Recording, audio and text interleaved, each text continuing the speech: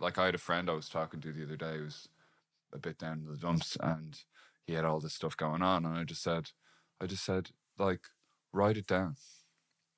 I was like, it's like you may feel like nothing's happening, but when you make a symbolic gesture that exists in the actual real world, Yes. then you're taking it from this little bed bug that's like rolling around in your brain, and actually just What I found is writing it down.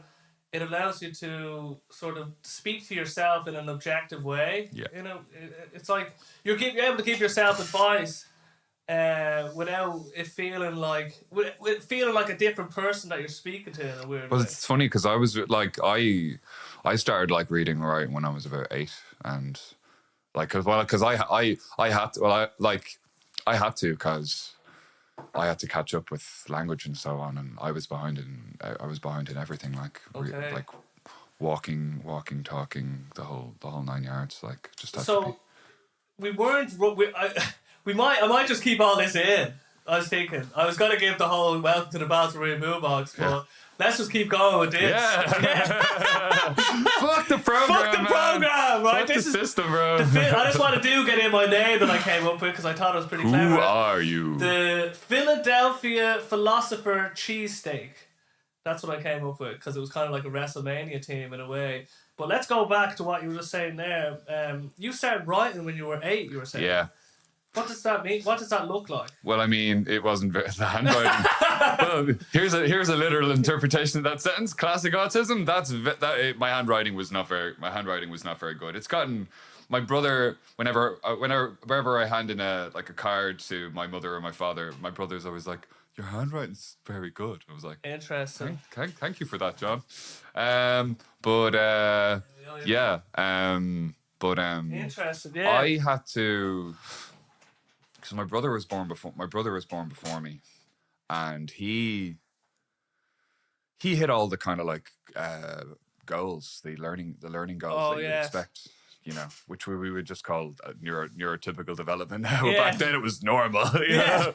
You either were this or he's normal. He's not normal. Well, I mean, we're all very interesting in our family. There's a lot of like cool kind of quirky behavior and ways of doing things. So, but that tends to be a pattern.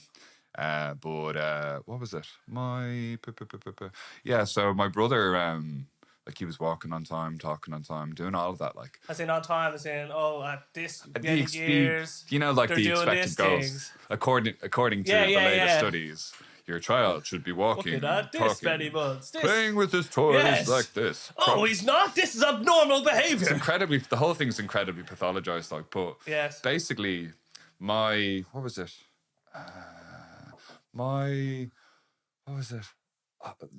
Putting it this way, I remember my sister asking my mother, "At what point did you know Philip was different?" And my mum's like, "Straight away." She's like, "What do you mean straight away?" He was put into my arms. He got a little poetry. I wrestled with my mom. Like I was 2 weeks overdue, and I was like, my mom couldn't get like a grip. I wasn't being like a really nice baby. I was being like, ah. It's like, oh, he's so cute. It's like, my brother, on the other hand, was just like, I'm a baby. Yeah. And I was just like, things. So my parents knew straight up, but then because they had the experience with your brother, so they were like, this is how he should develop, like. Yes, but compared to that measurement stick, my brother's development was more or less so normal that like, that when I came along, I just wasn't hitting. They had this inner clock in their head of exactly. He's going to walk by this time. He's going to talk by this time, and I was just not really hitting any of those goals. Oh, well. So they knew that something ostensibly was up, and they had to. It's different from the norm, let's say, or whatever that even means. And Absolutely. then what then? So we had to go get assessments and stuff. Occupational therapists. What age? So. Let's say so that's what I mean. So let's say these whatever they are, markers, let's say, of let's say neurotypical behavior. I'm learning new words now. Yeah. Then when parents are like, oh, I think there could be potentially they're not hitting these markers. So then what's the next process? Then, well, I mean, you see, often it comes down to like whether or not.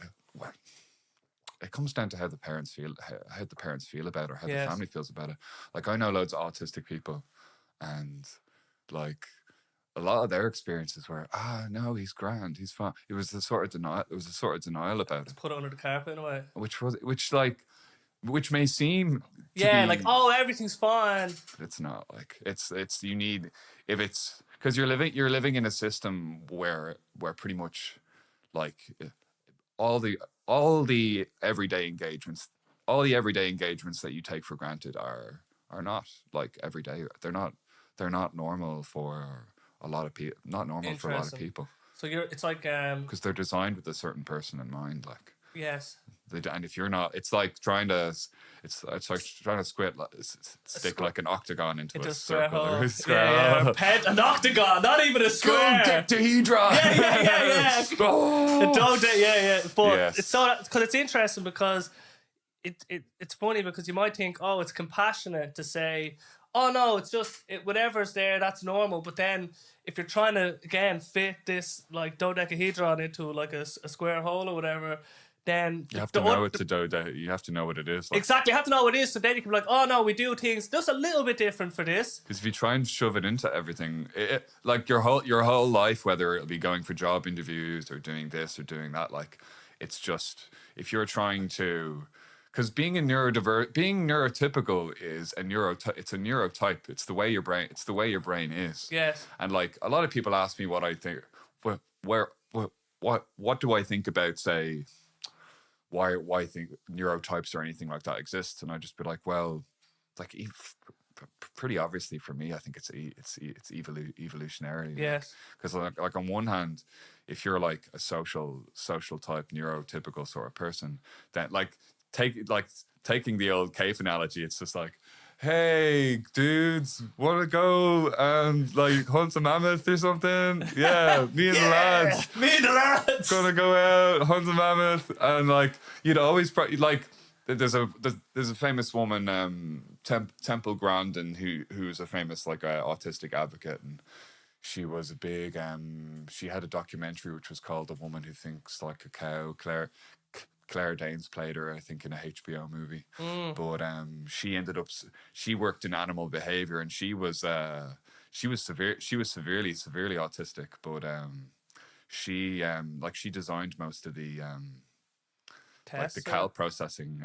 Like she's an autistic advocate, but she works in the cattle industry. Like she designed like factories, slaughterhouses slash Holocaust houses. But she made them more humane. Okay. Because she could understand where the cows were coming from, because interesting the way her brain worked. And you see, this is something you have to kind of be careful with, because like it's very easy to like infer like broad rules about autistic people when you hear about one autistic person, but that's not in this case. It's like, well, common joke / comment is, if you've met a person with autism, you've met one person with autism. That's the thing. And so I want to just say for the record, like, that I'm coming at this from like a completely naive and like I'm trying to learn about this. You know what I mean? So if I step on any feet, like, and I don't think I will. I'll tell you. I think you're brilliant, by the way. You'll know. I'm very straight up. I don't. Yeah, and I'm not. I don't mean any badness by open it. book. But what you were saying there, when you were saying understand the cows, because in my head I'm thinking, isn't autism something that makes you harder to understand social situations? Well, in her case,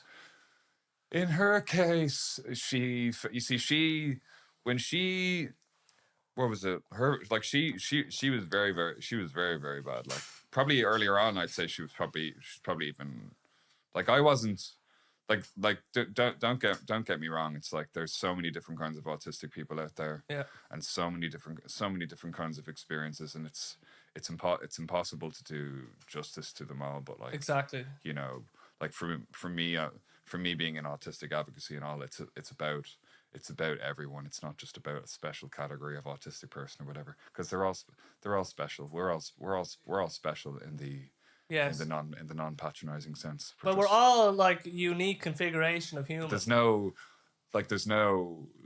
such thing as all these hierarchies that we've been made to believe. Like, yes, because it's like there's so much of an onus put on so much of an onus put on autistic people to conform, and To a just certain, like, in a certain, oh, you're in this box. but when do neurotypicals do that? Yes.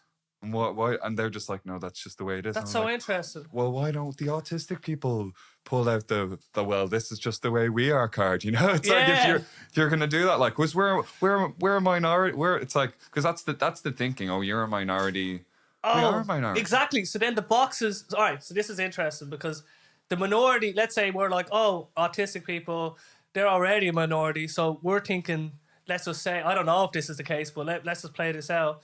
Oh, that's a box. But then they don't take the time then to slice that box into smaller boxes, perhaps. Even in society, let's say different personality types, because they're fitting in bigger boxes because they represent certain percentages of the population. The population of, let's say, neurodivergent people is its own little population in a way. So you have to. There's so many points of intersection because so many people fall under neurodivergent. It's like, and like I found out lots. I found out lots about neurodivergent. Just even the definition of it. The first time I even heard about it was in a book called Neurotribes by an investigative journalist called Steve Silverman, who I'm actually friends with on Facebook and Instagram. That was a big moment. Shout out. I sent him one of the poems, but I found out about it through that, like he called it neurotribes, and the word tribe is kind of applicable in this situation as well, because it's like you know, a tribe being a tribe, you naturally gravitate towards certain kinds of people. But neurodivergent people are not just, say, you can be autistic, you can be ADHD, you can have Tourette's, you can have Down like syndrome, non-verbal stuff. you can have acquired neurodivergency.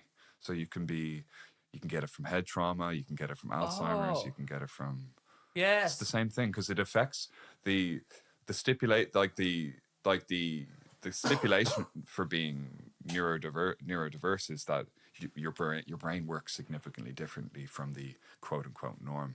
Now, when I use the word norm in this case, like, most people just think the word normal is normal, but the word normal is a statistical word. Yes. Like, you have a norm for a given group, like, but there are so many neurotypicals that they just see that norm everywhere and assume that it's a universal norm. And remember, we were talking about, like, rules of thumb, heuristics. Yes. Heuristics are good in the fact that your brain will come up with a really efficacious way of performing a task it's done a million times before. So it's like, oh, well, when I say A, this happens, and when I say A, this happens, and this happens like 10 times. So I'm not going to think I just do this. It's just an automatized. But it's the same with like autistic people kind of fall under that scope because like so many neurotypicals think that the norm is the norm. That anyone who doesn't fall into that pattern of norm, it's so ubiquitous. Yes. That they're just like, why are you acting like that? And you're just like, not everyone's like you. Yes. You know what I mean? And people, like, gotten to this stage now where even, because I used to be, like, growing up, like, you know, so I got sent to, like, speech therapy, speech and drama classes and stuff. But once I got diagnosed, we went through a whole bunch of different people. And initially, some of the first people my parents went to were just like, nah, like, forget about it. What do you mean forget? As in, he hasn't developed social skills. Forget about it. It's over. Yeah.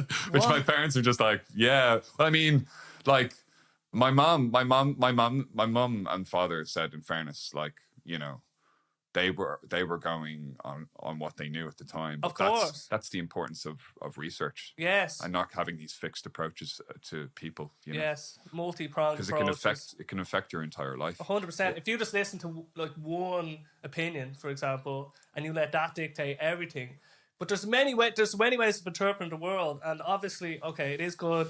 Like, pleas to authority or whatever, get a small, like a heuristic. Oh, like, go to the doctor, they're usually spot on about things, let's say. They're not always wrong. No, it's not yet, but like, it's also okay to look into other stuff, and then, because you get two doctors in a room, one will say one thing and then the other say, oh, hang on, actually this other way of looking at it as well. But they did find someone in the end who, I was diagnosed with Asperger's, but for historical reasons, I I don't really like. As in, there's poems where I mention it.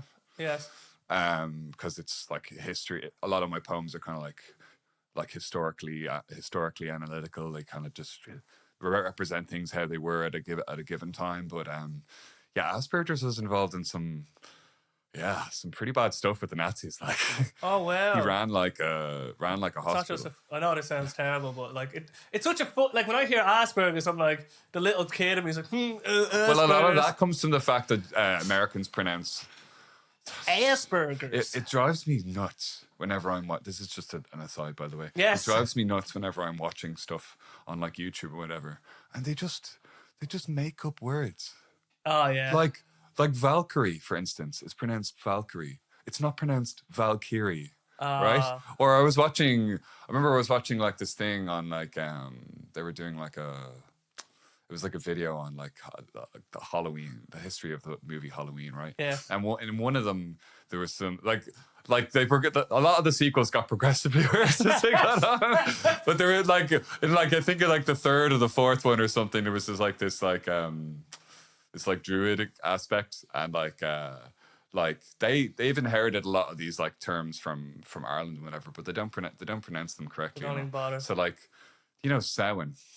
Sound. Oh yeah. Spelled Samhain. How do you think they say it? Samhain. Samhain. And Samhain. I remember just a convulsion. I remember just hearing this and just a convulsion of like, oh my God, why did he keep? It's like, I know you think you can just make up whatever word you want because you're from America, but it's like, this is an Irish word. It's the third oldest language in Europe. Like, it's funny when you haven't heard a word though. Just on this point, because I want to get back to the good stuff. Sure. My friend, I remember one of the funny ones was instead of trilogy. He never heard. He called it a triology. Triology, but he never heard the word before. But it does interesting. But I just want to get back just on the Asperger stuff. Am I pronouncing that right? Actually, well, you see, oh yeah, that's from the. See, this is classic. Yeah. Classic tangent territory. Let's go down this pathway. That's why we're here. Coming back. So, like, the name is pronounced Asperger's, like a snake. Okay. But the Americans don't pronounce it that way. So it's asp. They just pronounce it as. Oh. Asper. That's not. They call it they Asper, but when they say it really fast, it sounds like Aspergers. Yes. But it's a pergers, not a burgers. Okay. I did years of speech therapy. Yeah. I'm very good at this stage now in my life. I'm pretty good at like hearing all that. But that's what I was diagnosed with. I was diagnosed with So just on that point, so because there's all these terms, let's say, and there's different like degradations, different shades, different variations of neurodivergent stuff. So what's the characteristics of Asperger's? Well, I think like a lot of the community now, and I'm kind of inclined to agree with them, are just kind of seeing it as being a part of the autistic milieu, the wider community. Yes, because there's so much kind of historical. It's like so much of the history of autism and stuff got really bogged down in like the early figures of its history. Like, so Hans Asperger worked in like a hospital, and like he looked after loads of like smart ones. Yes, but because they were under the Nazi kind of whole policy, like if there wasn't any use for people. Oh, just straight out. And like you see, it's hotly debated. It's hotly debated, but like for the time being, I'm just like kind of gonna like, even when I'm doing like talks and whatever, I'm just like, yeah. So Hans Asperger, no. Distance yourself from the Nazi. No. I think that's a good heuristic. And he wasn't even in the Nazi party. Oh, is he not? Oh. But he was happy to work. He was given position. He definitely did benefit from them, because the past histories talk about all this. Oh well, he tried to save all the children, and it's just like the children he liked. Yes. Yeah, the children he thought. It is hard. So the lens of history is so cruel, let's say, or unforgiving, because let's say in this context now we could look. Obviously, it's clear that was terrible stuff they were doing, but part of me thinks, oh well, obviously, let's say you're just caught up in this Jew Nazi stuff. Machine, yeah. The it's a machine. And like, but obviously we don't. You don't look back and say they were right in what they did. Like that's still not the right thing to do.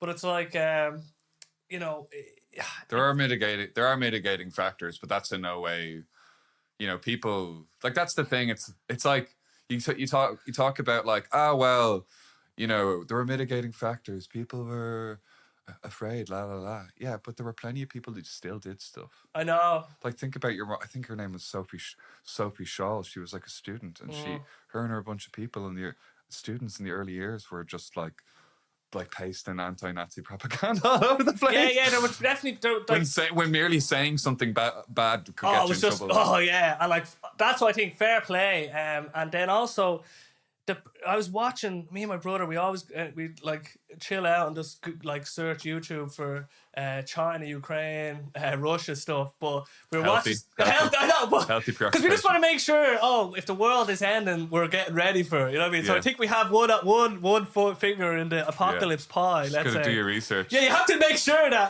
it's coming. Ergo, world peace. Yeah. So, but it's terrible because you're watching all this war footage, right? And it's like when you just zoom out and you're just seeing these humans fire these massive projectiles at each other, you're just thinking, this is actually so stupid. It's a giant failure. It's a giant failure of humanity, let's say. Zoom out from all the geopolitics, all the stuff, right? You have humans firing these big shells at each other, right? And it's so sad because it's like, we haven't learned. We're not going to learn. Even the lens of history of the Nazis and all. I think there's humans still capable of putting people into concentration camps. 100%. 100%. Waiting for like an excuse to implement like stuff like eugenics and things like putting certain people or everything. Well, humans aren't in. You see, this has been bandied about for philosophers for thousands of years. People talking about whether humans are inherently good or inherently bad. We're inherently both. Yes. But it's what you feed. It's like it's done by, say, the Buddha in his book Dhammapada, which is like one of the most reliable like early Buddhist texts. Excellent book, but it's full of like nice life nuggets. Yes. But he likened corruption to being like a giant water vessel, and that you might taint the water a little bit at a time. And it's justifiable at the beginning when it's like, it's just a little. It's just a little bit. It doesn't really taste or taste, like it's still good. But then over time it's just not rancid water. It's just rancid. But it's the same. He likened rust and stuff with corruption, you know. Interesting. Corruption. Just the gradual. Yeah, it's like the slow growth of one of these little colours inside the yin and yang symbol. It's when something goes, but that's done through, that's not, it's like whenever people look at like, say, the finished products of, say, certain world figures, like it works both ways. You could look at someone who's like universally loved, say like Einstein, and go, where the hell did he come from? But then you could look at, say, someone like, there's an equal fascination with Hitler. Where the hell did he come from? You know, and there's so many times he died. Like I was only watching like a little weird history video on that today, and it was just like he was saved by he drowned when he was on the river where he was in Vienna, and the ice broke. He was saved by this fella who ended up like I'll save you, Hitler. He ended up being a priest. He ended up being a priest years and years later. Like. And then there was another fella. There was a British fella who was like a sniper. I can't remember his name. Famous sniper during World War I. Like, and he literally saw like an injured Hitler walking across the way, and he could have taken a shot, and he didn't. Wow. And then years later, Hitler got like this famous picture had been done, including the sniper fella, and like Neville. This was the time when Neville Chamberlain stuff thought, "Yay, we're gonna deal with this fella on a good faith basis. This guy's a trustworthy guy. Diplomacy, peace in our time." And he's sitting in the room and he's looking at this like this picture, and he's like, "Who's that?" And like Hitler's like, "That guy almost shot me." That guy almost shot me. But so like when I got into like reading and writing and stuff, I was, how would I say, like there was no thought, like so much of like the plan for what my future was trying to get me, you know, on track basically, because that was the model, kind of like my parents and loads of Oh people at the yes. time were working with. Just we need to kind of get him up to speed with to his peers, because I had a delay. Like I wasn't hitting. Like I had to work double time Yes. to Yes. catch up on everything. Which meant that like I had and I would be taught all these things in like rote systems. My parents would be going to like it could be a different expert for different people. Like Yes. we weren't like there was some stuff that was definitely like just like very orthodox, and then like stuff that I'd forgotten about. I think my mom said I went through like some sort of like rebirthing thing. Like obviously not for real. Yeah, But, yeah. But just like I remember being in a room and just getting rocked back and forth, and me going and just I'd be given all these different exercises, and I had to like I had poor motor hand to eye coordination, poor depth perception.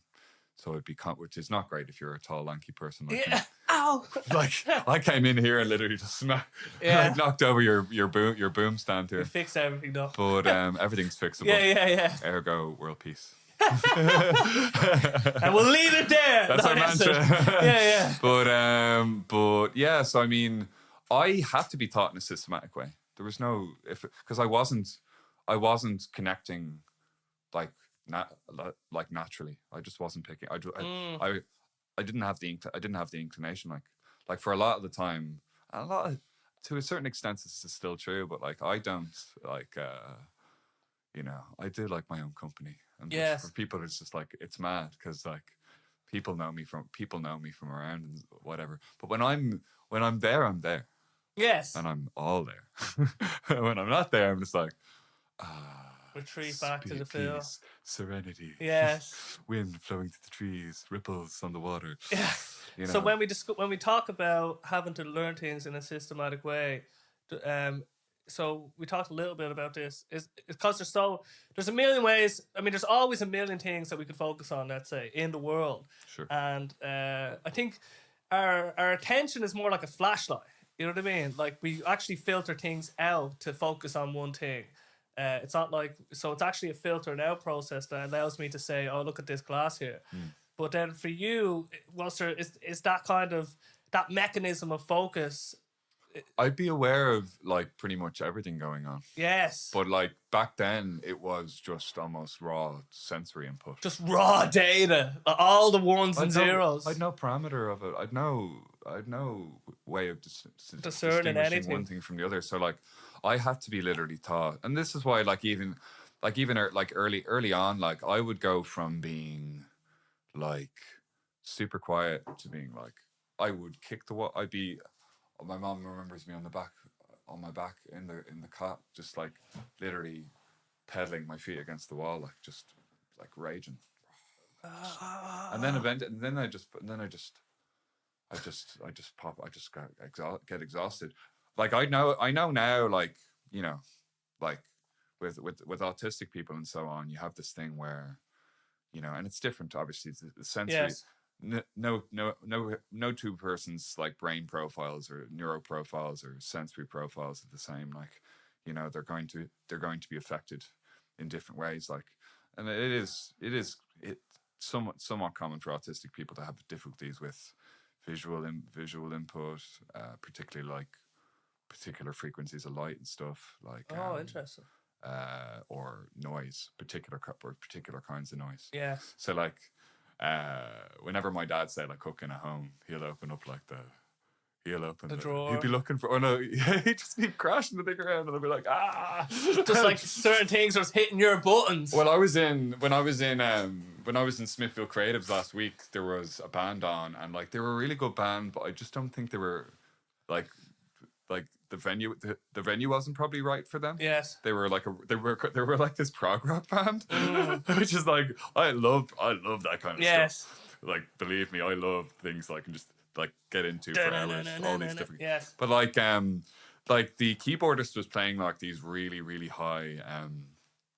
Like I can't explain it, but it was like when I was feeling. I would definitely feel like certain kind of sounds in particular kinds of my body, and like when I'm hearing like a high pitched sound, it's in my head, like interesting, which can cause Like, so like I was just sitting up. I remember I was sitting beside Casey and a bunch of other people. And over like this keyboard solo was going. It's going up the high. It was like really it had some jarring notes in it, and I was just like, and Casey's like, "Are you okay, Phil?" I was just like, "Yeah, I think I'll be okay. I'll be great." Interesting. It's not my first rodeo. But that type of data for your brain causes something. Well, there's a reaction. Yes. There's almost like an instinctive reaction in some bases. It's just how could you? I know it's very just how hard. the body feels. It's just a body feel. You feel it you feel it on a gut level. You feel it like But then it's unease. But then, like on flip reverse, like Missy Elliott. Yeah. Yay! I'm trendy and cool. Like 10 years ago. Yeah. But On flip reverse. flip reverse. But I remember, what was it like? As in, it works differently. Like if I'm watching music I really enjoy, it's like nothing else. Like you'd see me. Like you'd see me going fucking. Yes, the Phil groove. Playing my knees. And yes. Like, you know. You really allow yourself to get into it. Oh yeah, 100%. It's one of the most pleasurable things. That's in the so world. interesting. Yeah. So you get two sides. Unfortunately, the enjoyment, the other side of that coin is that some things are going to cause you more pain. And other things are going to cause me immense ecstasy in a way. Yeah. Yeah. But that's the price you pay in a sort of way. Well, it's funny because I remember I was. I use the word funny very ironically a lot, by the way. I'll be like, it was very funny, that war. So many dead. Funny thing about that war.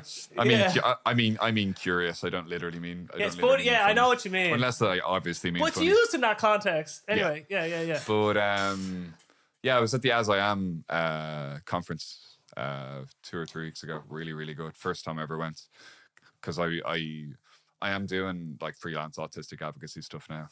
But so like, you know, talks and consulting and stuff like that. Oh, interesting. But, it's kind of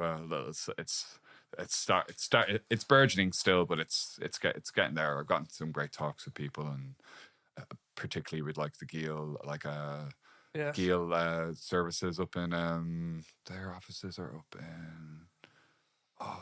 in Ballymun. Yeah, it's the Ballymun. Their offices are up in the Ballymun Civic Centre, actually. Yeah. But I've done talks with a lot of their caseworkers and stuff, getting like training on how to like deal with a variety of different needs. And that's the thing; it's a great system because they instead of it being like top down, where it's just like you have to go to this job interview. Yes. It's like they're like, how can we help you? So you can get a job interview, but it's like, can you help me prepare for the job interview? So it's way more collaborative and way more to the person and not above the person or below the person. There's nothing like that. Yeah, it's not top down, it's bottom up. And the goals are completely different depending on the need. Like all autistic people are different. Yes. The needs are different. Like autistic people like have very often more say than autism. So, for instance, I've never been diagnosed with ADHD, but like you're saying 90% or something. It's like 90%. It's like, and it's like I'd be like I'd follow lots of like online things with I'd follow like lots of online things with like memes and influencers and stuff like that. And it would just be like, do you ever have that ADHD thing when yada yada yada yada yada? That happened like 100 times. I was like, and then I saw that statistic. I was like, because it's like one particular one stood out to me. It's like, do you ever like walk to the top of the stairs and then by the time you get to the top of the stairs you don't know why you're there? It's just like, because that's the thing. I can have like I've an excellent memory, but I've a terrible. Well, I don't know. Like I'm basing this off like a very old report. It might have improved since then. But I remember in one of my early assessments, which are, I love reading those. I love reading them. So I'm just like, go on, Phil. Yeah. You're going to take over the world, Phil. You can do it. Yeah, you can do it. That's what I would say to my past self. You can do it. Just got to keep tipping away. You have to. But it's having that support there was vital. Like, yes. But what was it? It was so I mean, it's those talks are excellent. It's like I remember the first time. So Dara Byrne, who I know from Giel, my first caseworker was in touch, or as in he had been talking to a bunch of the staff around Giel, and he was starting up an education training program, and he wanted someone who could communicate what that perspective was like. And he was just like, do you know anyone that might fit that bill? And they were just like they were showing me him all the stuff that I'd done. Like I've been sharing it with my caseworker. I've been performing. Well, like I did speech and drama classes and stuff. Graded up until about grade 7. That was that's under the Royal Irish Academy certification. Oh, they have grading for drama. Yeah. I don't know if they still do. How does that work? Just out of curiosity. It gets incrementally more. Like you've got. So in terms of what would be grade 1, like criteria that you need to. So it's very bad. It'd be like the ground. It'd be like the ground floor. But what like you were learning? So well, I mean, you have to recite a poem. It all or involves something? the same things, but it does get incrementally. So piano, I know, like grade 1, it's like, oh, you need to learn the scale of C. You need to be able to play songs from this collection of songs or whatever. It's fairly easy to attain at the beginning, but as you go up, of course, you're getting more and more. Is there anything? Is it more you're learning existing material, or do you have to come up with your own material? In some cases, yeah. Well, I mean, the primary thing that we did every Saturday was what was it? The primary thing we did every Saturday was what was it? Improvisation. Oh, brilliant! Where we had like my teacher at the time, Catherine Beattie, would split us up and be like, okay, you're getting into a row at a bus stop. You're mugging someone or whatever. And we'd have like 10 seconds to come like, all right, you're doing this, you're doing this. You'd have to just go for it. And that was great. That was fantastic. I was like the only boy in my class. Oh, interesting. Apart from someone else who's now like. And were these all sort of neurodivergent people as well? Oh no, just a random. That's the thing though, because my mother had a background in drama and stuff. She knew, what was his name, Tom McGinty. Okay. Otherwise known as the Dice Man. He was a fairly well known performer and gay activist back in the day. Like, but my mum, he was from Scotland. He was from Scotland originally. He came over to do, I think it was like live modelling for NCAD, but the work wasn't there, so he ended up doing like drag and stuff in what was it called? The Dandelion Market, which was the old market that used to exist in Stephen's Green, as far as I know, where U2 and all first performed on a bunch of stacked up cardboard, whatever. But my mom knew him from there, and like he put her in a bunch of drama stuff as well. My mom did like drama classes and stuff with like inner city youth. Like I'm not precisely. Yes. I think it was like the late 70s, early 80s. Interesting. But so my mom had the drama. I'm fairly sure it was probably one of her ideas to get me into that. Like, cause she saw how it helped people develop their characters and so on. And it's funny because like just that improvisory aspect is something I use it every day. I use it all the time. I'm doing it right now. Doing it right now. Like I don't have any pre-plan. It's like, which is kind of unusual for a lot of autistic people. Well, it's like a lot of autistic people would have some sort of kind of like plan, like they go a plan, or I'm going to talk about this, I'm going to talk about that. And like I tried to do that, but like my mind kind of veers more. Yes. Anytime I try and give my brain a program, it's like, I want to do this though. But you see, the way you see the improvisation, that's like a like, let's say in terms of a system of ways of interacting with the world. You could clearly see, even now you can describe, now we're improvising. Some people probably don't. They think improvising's, it's only for music, it's only for this, but conversation, improvising is thing. So you were able to conceptualize that as kind of like, it's an infinite palette, like. Yes. Because words describe real things and words describe unreal things too, because they're unreal. Like when people They're say, unreal. when people say their own, like a lot of people like forget what words mean. Like, Yes. like sensible. Like the word sensible is like you can get things to your senses, like you know, Yeah, because it's you're sensible. sense-able. Yeah, Like it's actionable by my senses in a sensible. weird It's way. going into your brain, but it's I had to like the base kind of like thing that my parents wanted me to get was like the language acquisition, because they knew that would be That's like crucial the meta tool that like to allow you to interact with the universe, like, everything. And your thought and your mind. people. Yes. Although getting me to interact with people was another issue. My dad would be like, I'd be like lying on the like no word of a lie, like I'd be like lying on the wall or whatever, looking at a daisy. I'm not. I wish this was some kind of like romantic cliche. Yeah. It wasn't. So my dad's like, clearly my son's going to be like, I don't know, like a poet or something. Yeah. They were right. But I was just like, and not even staring at a bunch of daisies, but like staring at the same daisy. Because like I could get to this day, like whenever I get absorbed in something, it's like that's where my attention is. Like I forget it. But that can work. That can be bad. It can be bad because like I can be walking, say, with some friends, and we were in the middle of a conversation, and like they grab me off like a busy street or whatever, you know. And then you're zoned in on. You can get zoned in on certain things. Because my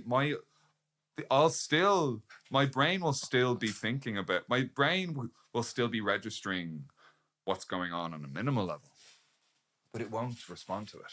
Yes. So when I'm doing a conversation, Yeah. shows you how I think about it.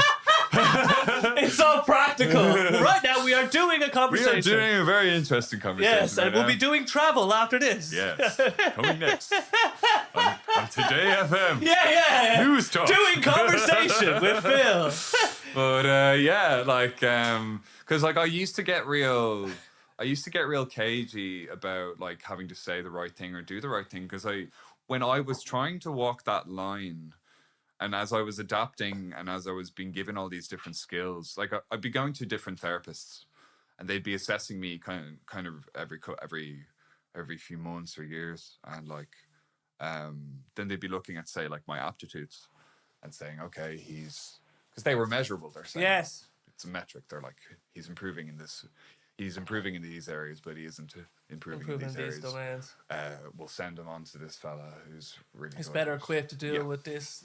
And that's the way it was done. I was just sent through years of like. So when I was watching, say like Stranger Things, and like watching like 11 move around the blocks, I was like, memories. Oh yeah. Because I did the block tests or spatial awareness. Yeah. I had to like literally. I'd be given like a white card. I'd be given a white card in front of me, and what was that? Yeah, and it would have like a combination of white spaces, red spaces, which could all basically be parts of like a half triangle, like a triangle segment. Oh yes. You know what I mean? And you would have to. Okay. All the patterns would be there. The blocks would all potentially be there in front of it. But you had to. It's hand-eye coordination. You're getting the information through, because that's what you're doing. Like the information's going into your eyes, and then it's your hand-eye coordination is your motor coordination, but that's also the output, input, and then output. Yes, it's also being having to make a decision and not get bogged down in like the thought process. Yes, because for me, for a long time, I would be thinking as I was doing things, and I'd be totally bogged down. But so my mom was only saying this to me the other day. She was saying, I'd send you up for a hairbrush, and you'd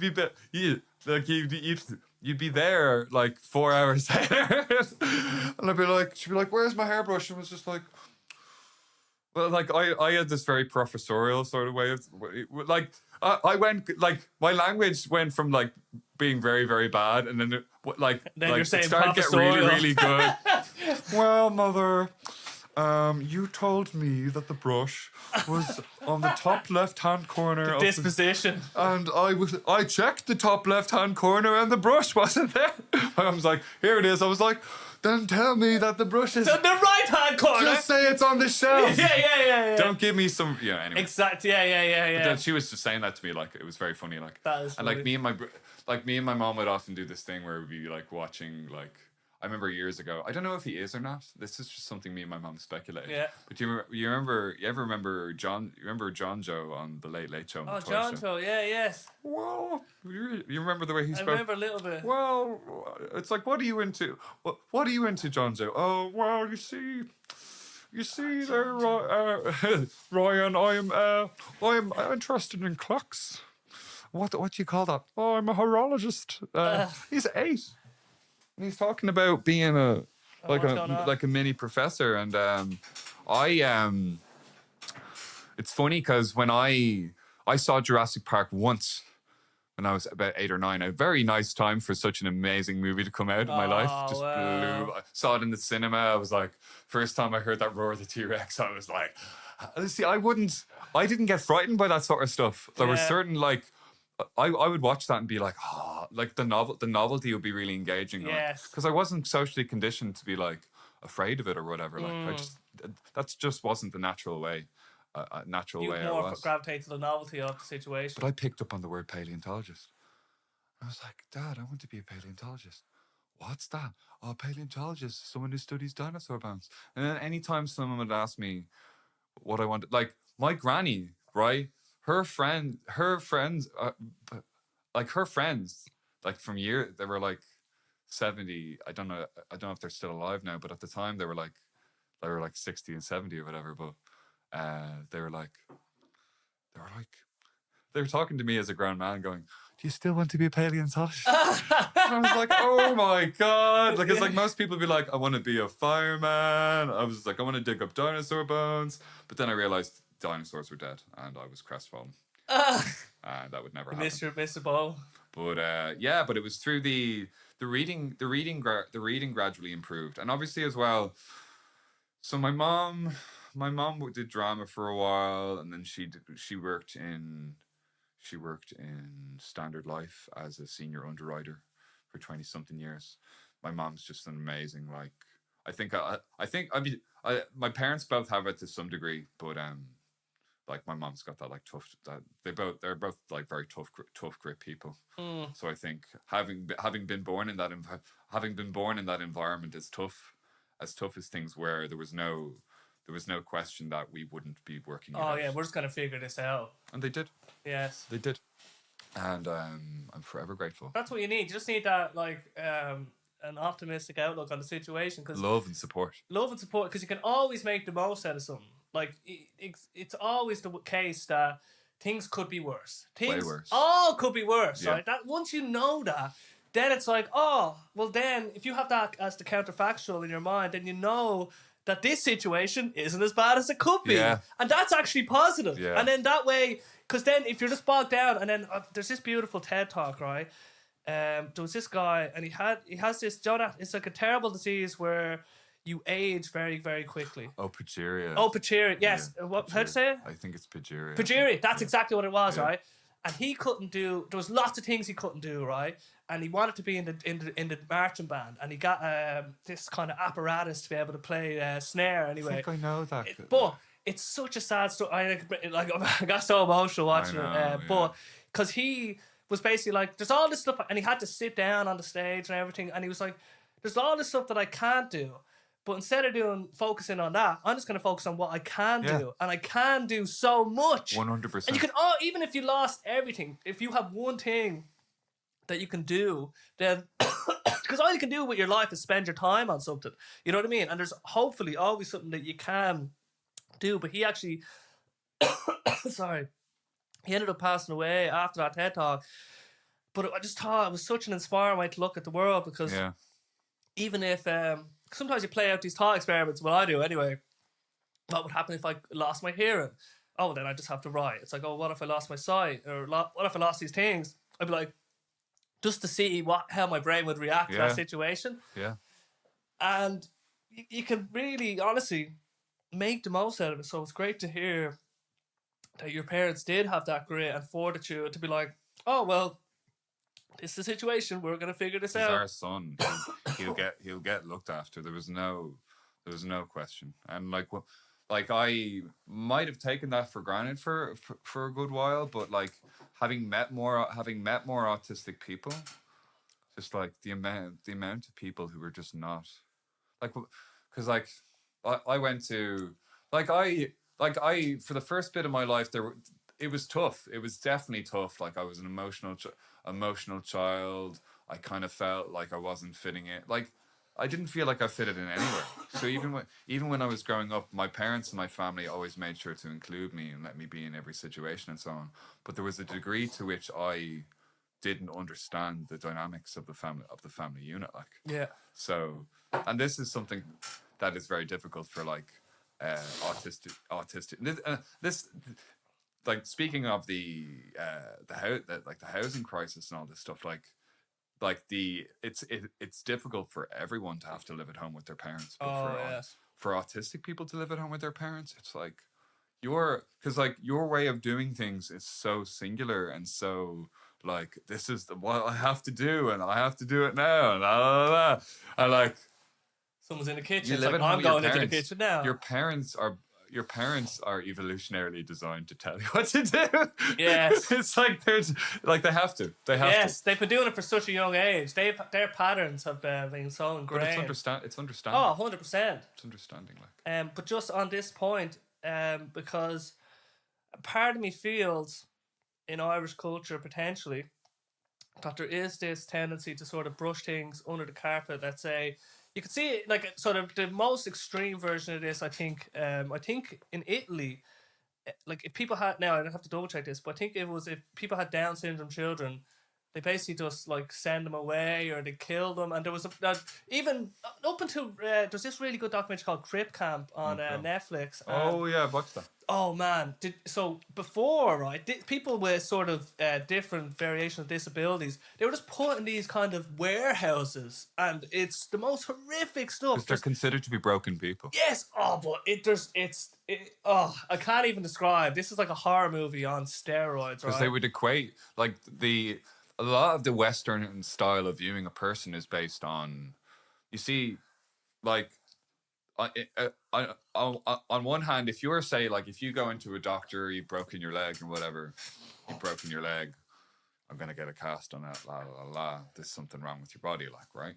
But that's based on this notion of how the body should work, right? So your leg shouldn't be broken. Your leg should work. So if your leg's broken, then it works like a normal leg. But if you apply that same logic of like of social behavior and like yes, how a person interacts with their environment, then they're looking at the disabled person like they're broken. I have a friend, Roisin Hackett, who I've worked with.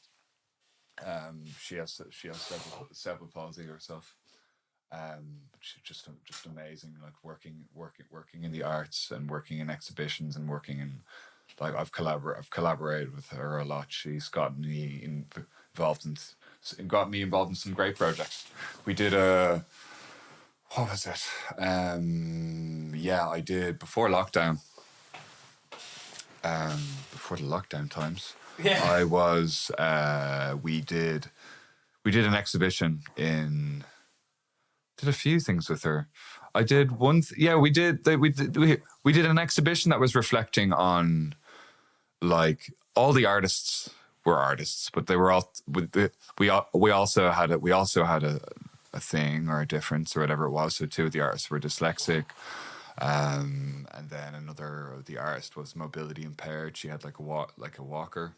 And we're all approaching it through different mediums. A friend of mine actually was doing her exhibition was like, do you know, like those plastic seats that you sit on, like if you're in like a hospital? yes. Like she has some sort of condition she needs to get checked regularly, but like she has to sit in these chairs all the time. So I was doing so a lot of the stuff that I actually wrote on autism, poetry wise, like, it's always about autism indirectly, but there are poems that are explicitly about autism where The experience of going through the systems or where Or even I'm just the or or the moments. thinking. Yes. There's short, like in open mics and so on that you've seen me in a few times. I tend to focus on what I call 5 minute bangers. I'm just like, I have 5 minutes. I'm going to blow your head off. Feels 5 minute bangers. Because it's just like I kind of feel like the momentum is lost if you have to kind of stop and start. Yes. And like I've got smaller poems and stuff. Like somewhere down the line, I think I've got a good speaking voice. So like somewhere down the line, I think I'm probably going to do Yes. I'm probably going to do an audiobook somewhere. Oh, that'd be brilliant. Couple of years, because You do have a great voice. Because it means that people can just sit there at their own leisure and listen to a short poem, listen to a long poem. It won't make a difference. Yes. But when you're in the like the arbitrary conditions of an open mic, it's like 5 minutes, go. It's like you have to do it. Like so. Just on this point, because so I remember the first time that we met down in Smithfield, and I said something to you, you said something to me, and then over a period of time, you were saying these things that I couldn't keep up. Basically, I was like, as in, I was like, whoa, this is brilliant. I'm fast. I always when I see you, I just gravitate to you because I love just throwing things at you and seeing how your brain kind of will spit things back. Like it's like a cool slot machine in a way, right? Because, but I just remember thinking, I didn't think, like, I had no idea about you were like diagnosed autism, whatever. I just thought, this is like a great literary mind. You're just the words, the vocabulary. I was like, oh shit, I'm on the. Normally I'm the one pushing the envelope, but you were just killing it. I felt, and then I didn't see it for so long, but you had such a kind of profound impact on me just meeting you. Thanks. And then, but this is what I don't understand, or what I don't like. That was hard for me to see because when I seen you, I just thought, oh, he's just a great mind out there on the scene or whatever. And I didn't think, oh, he's obviously struggling with like autism or his brain worked differently. In my mind, I'm just like, oh, this mind is just it's just brilliant. And then you're able to go out and do these poems and get up and you have such kind of confidence in, even when you're speaking, it's like, oh, I have a nice voice. It's like some people find like I love your confidence in what you feel is good and where you're just honest to what your experience is, which I think is actually kind of a cool superpower in a way. Thank you. So there's all this kind of benefit. Now obviously I don't understand this, whatever, but just from that, right? I'm just thinking, and then I find out you're autistic. It's like, well, your whatever that version is, whatever your amalgamation of what that means to you, you haven't let it. Well, I'm sure it's been difficult, but if anything, it's made you a deeper, more interesting person from my limited perspective. I don't know what it's like to be you. It is. But that's why. So how do you feel about that? Like what I've just said there. It's lonely at the top. Yeah. You're just looking down like modesty. Yeah, that's what I mean. There's no modesty, which is brilliant. No, but that's the thing. All those things are socially conditioned. They're normal if they're They're normal if they're normal for you.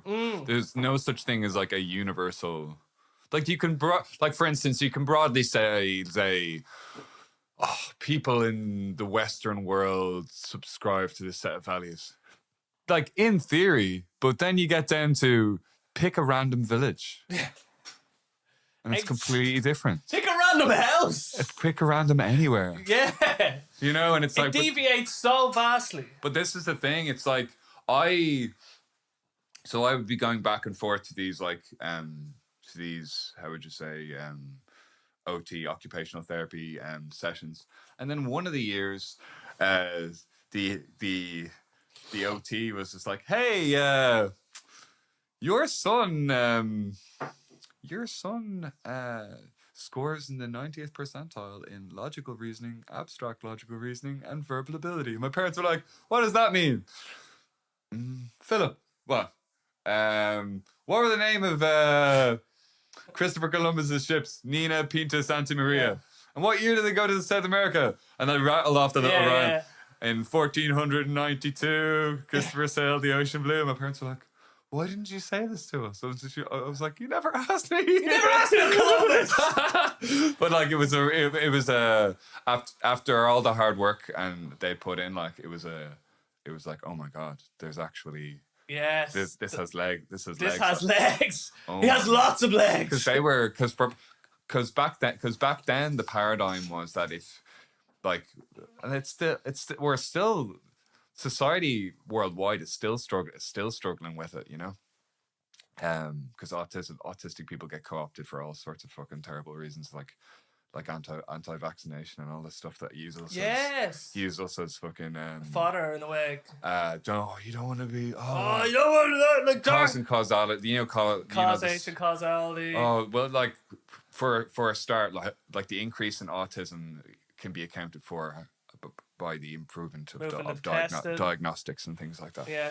But back then, even the paradigm my parents were operating in at the time was like, oh God, like this is going to be our life, and we've done something wrong. But I think my parents were definitely more grounded, and I'd say they have a natural. Okay, yeah. That's great. Like, he's our son. He's our son. We're gonna look after him no matter what. Now. But based on what they probably knew, yeah. Society had that's what I'm saying in the worst circumstances, and I think it's not even just with any deviations from the norm of anything. If it's autism, if it's an event happened to someone in your family, there is this tendency to like just push it away, and I think we're moving out of this now. I know, it's terrible, and I think it's like a shame, like whatever it is, keeping up with the Joneses in our society is like we just want to be like, everything's grand. Well, much of my extended family at the time didn't even know how to deal with it, like not in like a mean way, but they just it's society. Society, broadly speaking, is like that. It's like that anyway. It's hard to see why. It's like I'd be at like a Christmas party or something, whatever, and I'd be in the corner or whatever, off to my own devices. But people would feel too awkward, and it's funny because even though I've kind of gotten past a lot of that stuff, even to this day, I kind of feel like there's times where like people are afraid to talk to me, and I'm like, I'm the easiest person. The easiest person to get on with in the world. Just give him the he'll get rattling off. People get overwhelmed, and I'm just like, this is literally like I have this in my head all the time. And you're listening to me speak for what 2 minutes, and you're like, my brain. But this is so that's. So what do you think I have to deal with? Yes. So this maybe alludes to my first impression, because maybe let's say usually what happens is right. Now this is just me analysing and making up a potential reason, right? So let's say when I get into a social situation, right, first I'm like I gauge it right, and I have a version of myself that I'm putting forward. That's like that fits most configurations, let's say, in a broad sense, right? So I don't put my full self forward, right? And so then I learn who I can bring certain elements of myself out with, right? But then with you, perhaps the difference, what I was seeing is like you were just yourself. Like I just literally met you, and you're just spitting fucking like literature quotes and all this stuff. And I'm just like, Jesus, I actually honestly can't keep up. But I was liking it. I don't shy away from that. I'm like, if I don't know something, I'll just ask. Yeah. Oh, what does that mean? What's that? And then, but you're so receptive to that. But I think maybe the overwhelm that you've described, maybe you've seen in other people, is just because you're so full on and you don't shy away from whatever information comes into your head about a particular topic. You're just like, oh, blah, blah. And then the vocabulary as well. Your vocabulary is... it's really impressive, I think, because I love words, right? But every time I sit down with you or talk to you, there's always a new word. Yeah. So where have you? Is that kind? Obviously, I'm guessing like that comes from you do a lot of reading and stuff like that. But like, how do you view vocabulary? Is that something that you're always trying to look to improve, or is that just a natural consequence of? Well, I mean, initially, like the raw capacity for memory. The raw capacity for memory is there. Yes. And like there, like even, so like even taking like I'm a strong believer in like the hereditary factor in like autism and so on, because I think there's a large component of it that is like in your family. Yes. And again, there isn't one gene or whatever. Yeah, that one makes little it. switch. It's like it's An amalgamation of it's a different stuff. confluence of all Yes. these different things, you know. But my granddad, like, I think my dad said he worked for like the he was like repairing bombers, the Lancaster bombers and the RAF. Oh, He was like the fix-it man, the local fix-it man in the Collins Park in Dooneycarney, where my granny still is, at the tender age of 88. Oh, well. God bless you, granny. That's a lovely number. I know. still Double cracking, infinity. Still cracking away. Yeah. Still cracking away.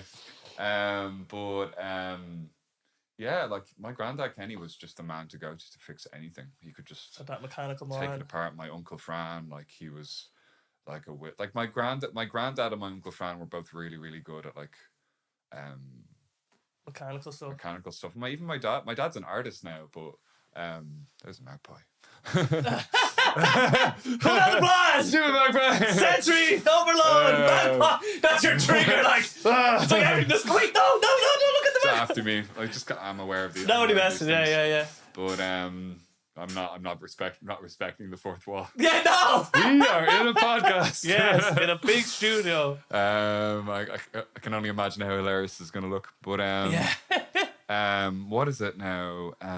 So we're touching on the hereditary nature. Yeah, of, and then my autism. he was really, really good at fixing stuff. He'd always have the new gadget on the go. I think my dad talked about like half the street going in to see a pocket calculator or something. Oh. What else? My granddad, my mom's father. See, I knew. My granddad Kenny was 8 when he died, not when I died. Yeah. I got reborn. I'm a ghost. Yeah. But, spoiler alert. Yeah. I'm a ghost. Yeah. My granddad was. I was 8 years old when my granddad died, so I knew him a bit, which I'm very thankful for. But my granddad Dawson, I was only a year old when he died, so I never got to know him. But he was a fluent Irish speaker. Okay. He was speaking that from an early age, and there are these are different kind of characteristics that appear up in different autistic people, different capacities for different things, for different analytical reasoning or being able to, like James Joyce, for instance, was a polyglot. Oh, he learned how to speak. He learned he learned how to speak Norwegian so he could write a letter to Henrik Ibsen when he was like 15. Jesus. When he was 15. His brain. Who wrote the Doll's House? Henrik Ibsen's one of the biggest Norwegian playwrights of all time. But so he must have been a super like outlier. And then I'd be at like family dues or family events and whatever, and like it's like so many neurodivergent people in my. It's just like, but it's so funny because like when it was you see my mom and dad had me, and like I was one of the first kids in the extended Kenny family of that generation, and basically it was like, oh, Phil's autistic, la la la, and now it's just like I'm just looking around going, look at all the neurodivergency. Well. Because just like certain things, like just I remember I was just walking with my never keep in mind my cousin actually hasn't been diagnosed, but years ago I remember taking him around just for a day, and my mum was like, take him out for the day, come up with a plan. I was like, oh, I'm going to show him all these art galleries, it's going to be so interesting. He had no interest in it. It was immensely heartbreaking for me. He had no interest in it at all. But I remember talking to him, and he was just like I don't. He kind of alluded to the fact, he's like, a therapist asked me once, was I autistic, and I never got diagnosed, so I don't know. And I was just like, do you have any like special cognitive things? He's just like, I'm a synesthete. I was like, okay, we're getting in strong there now. Synesthesia, great. Yes. Really good at numbers. Good doing maths in his head. Really good at learning foreign languages.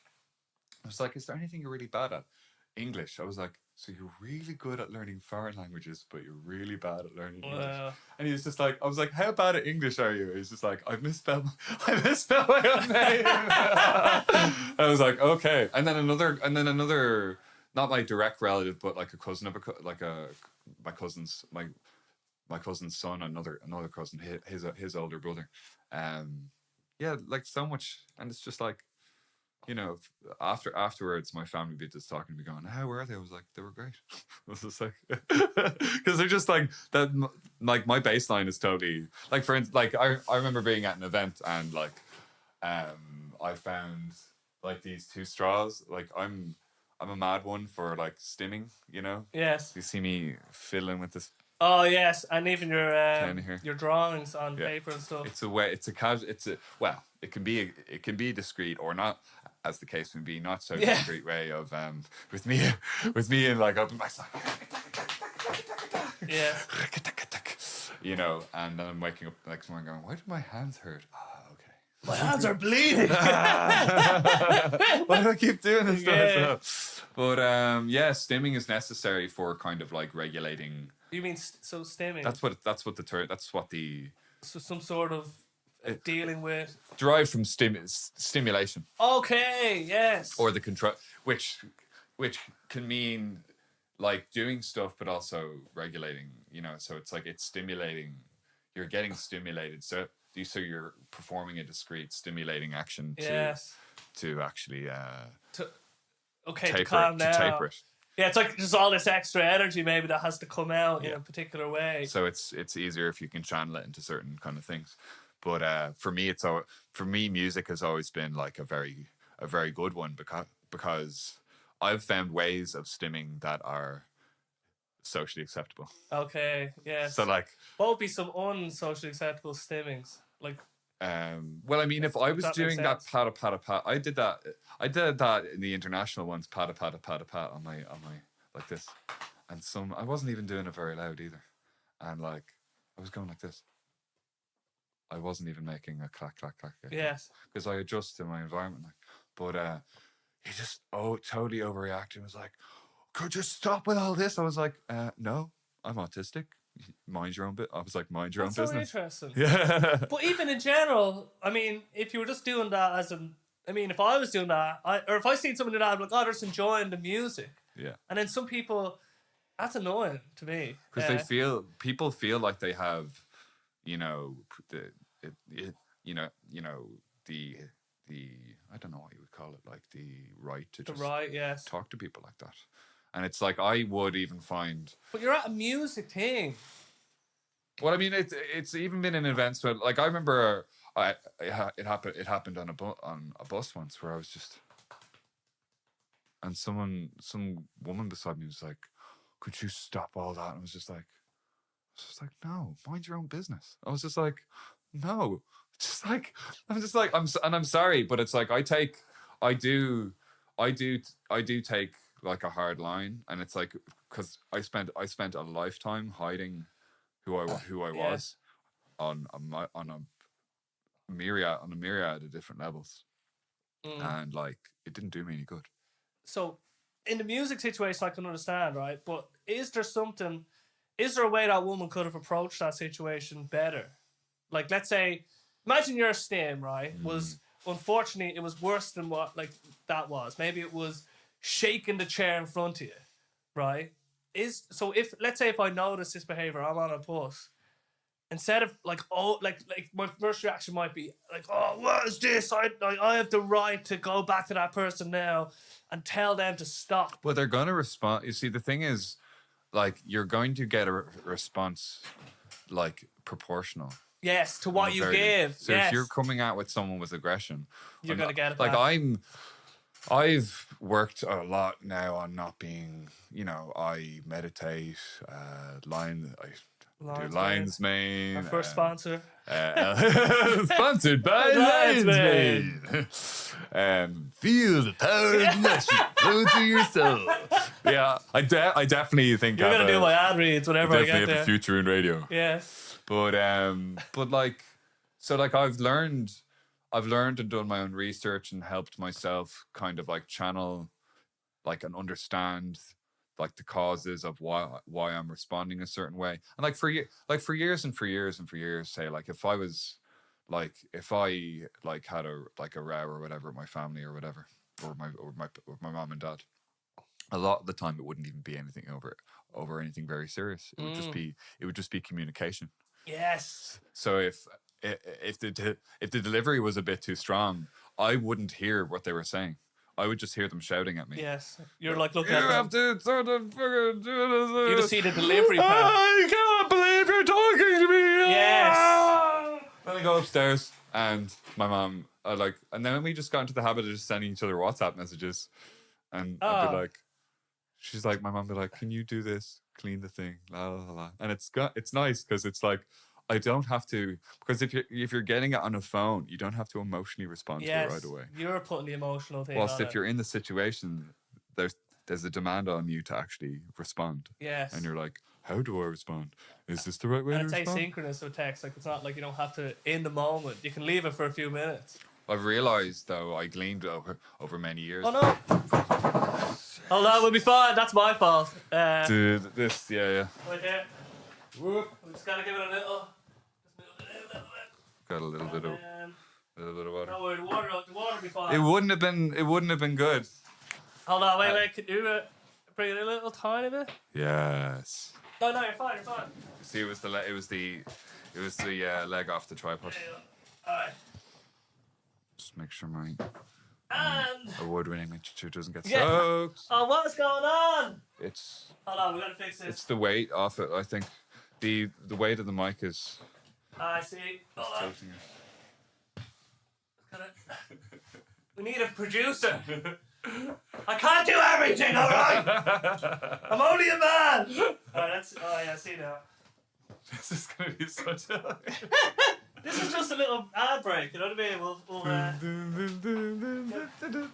Lines, man. Lines, man. Bring Sponsored. it back to lines, man. Yeah. So we were touching on something to do with communication, I believe. Yeah. So yeah, and then just You get what you yes. learning to tease apart like the different elements of a conversation. So you're not. So when a person is talking to me, like I'm like learning kind of like mindfulness, meditation practices, stuff like that, learning to like take deep breaths, understand how the physiology works. So like it's the like you have two basic like engines in your nervous system. It's your sympathetic and your parasympathetic. And your sympathetic is like your fight or flight mode. Which like is Reactive supposed to be like, oh, I'm getting attacked by a lion, I have to run away. Yes, it's always a lie. And you're getting that overwhelming response. And like I was telling you earlier that like earlier this morning I was waking up, oh my god, like I woke up at like 6. I was like, oh no. I was clearly having like a You see, I had a bit of thank God I had a bit of ashwagandha before I went to sleep. Like helps me settle in at night. Like, but interesting. Because if I hadn't, I probably wouldn't. I probably wouldn't have settled down at all. Like, I just woke up at 6. It obviously just ran out. My brain's like, "You're awake now." I'm like, "Grand." And for me, it's like once I'm awake, there's pretty much no going to sleep. So same. When you're up, you're up. I was up at 6, but yeah. So like managing, yeah. So by managing breath and stuff, and taking deep breaths, and by just understanding what was going on, and trying to zoom out from the situation. For autistic people, can have trouble with the colloquial way to describe it is standing in someone else's shoes. Oh yes. You know, seeing it like mirroring someone else. Theory of mind. Of mind. It's called. But the thing is like I had to compensate for that over the years because I'm a very details orientated person. But because of those 2 high aptitudes that I had, 3 high aptitudes with the logic, abstract logic, and the verbal ability, it meant that like for me, once language was up and running in me, like everything got categorized. Whether it was stuff that I experienced directly, stuff that I read, stuff that I felt, you know, if I was describing a memory to someone. But like I could be also describing like a complex idea to someone, and I will take the most sensible, like in the literal sense, sensible. Not like, I'm not going to talk absolute nonsense here. Yes. But like when you take elements that this person of a conversation that this person's going to be familiar with, then you're at least going to be able to get some traction with them. Yes. They're going to be like, okay, I understand. You're on board them. And like I had to, whenever I'd be dealing with different people, like I always be like, okay, like because like we were talking earlier about like details and then like very specific details and like broad categories of information, and like socializing and people are kind of like a part of that situation too. It's like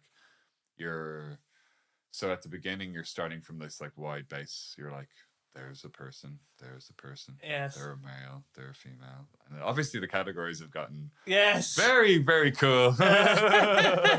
Which I'm wholly in support of, by the way. Yes. Let it be There's said. just more things to be categorized. Exactly. The world is a way more interesting place than we thought. Yeah, it's way more. Yeah, exactly. Yeah. Right. What's the problem with that? Like. Yeah. But there's different variations even in every box. Let's say there's a big box, like male, a human. Oh yeah, let's take that, male and female, and then autistic, that breaks down, and then there's like sub boxes, and then because you can just keep going. Really, it was easier for me to be honest.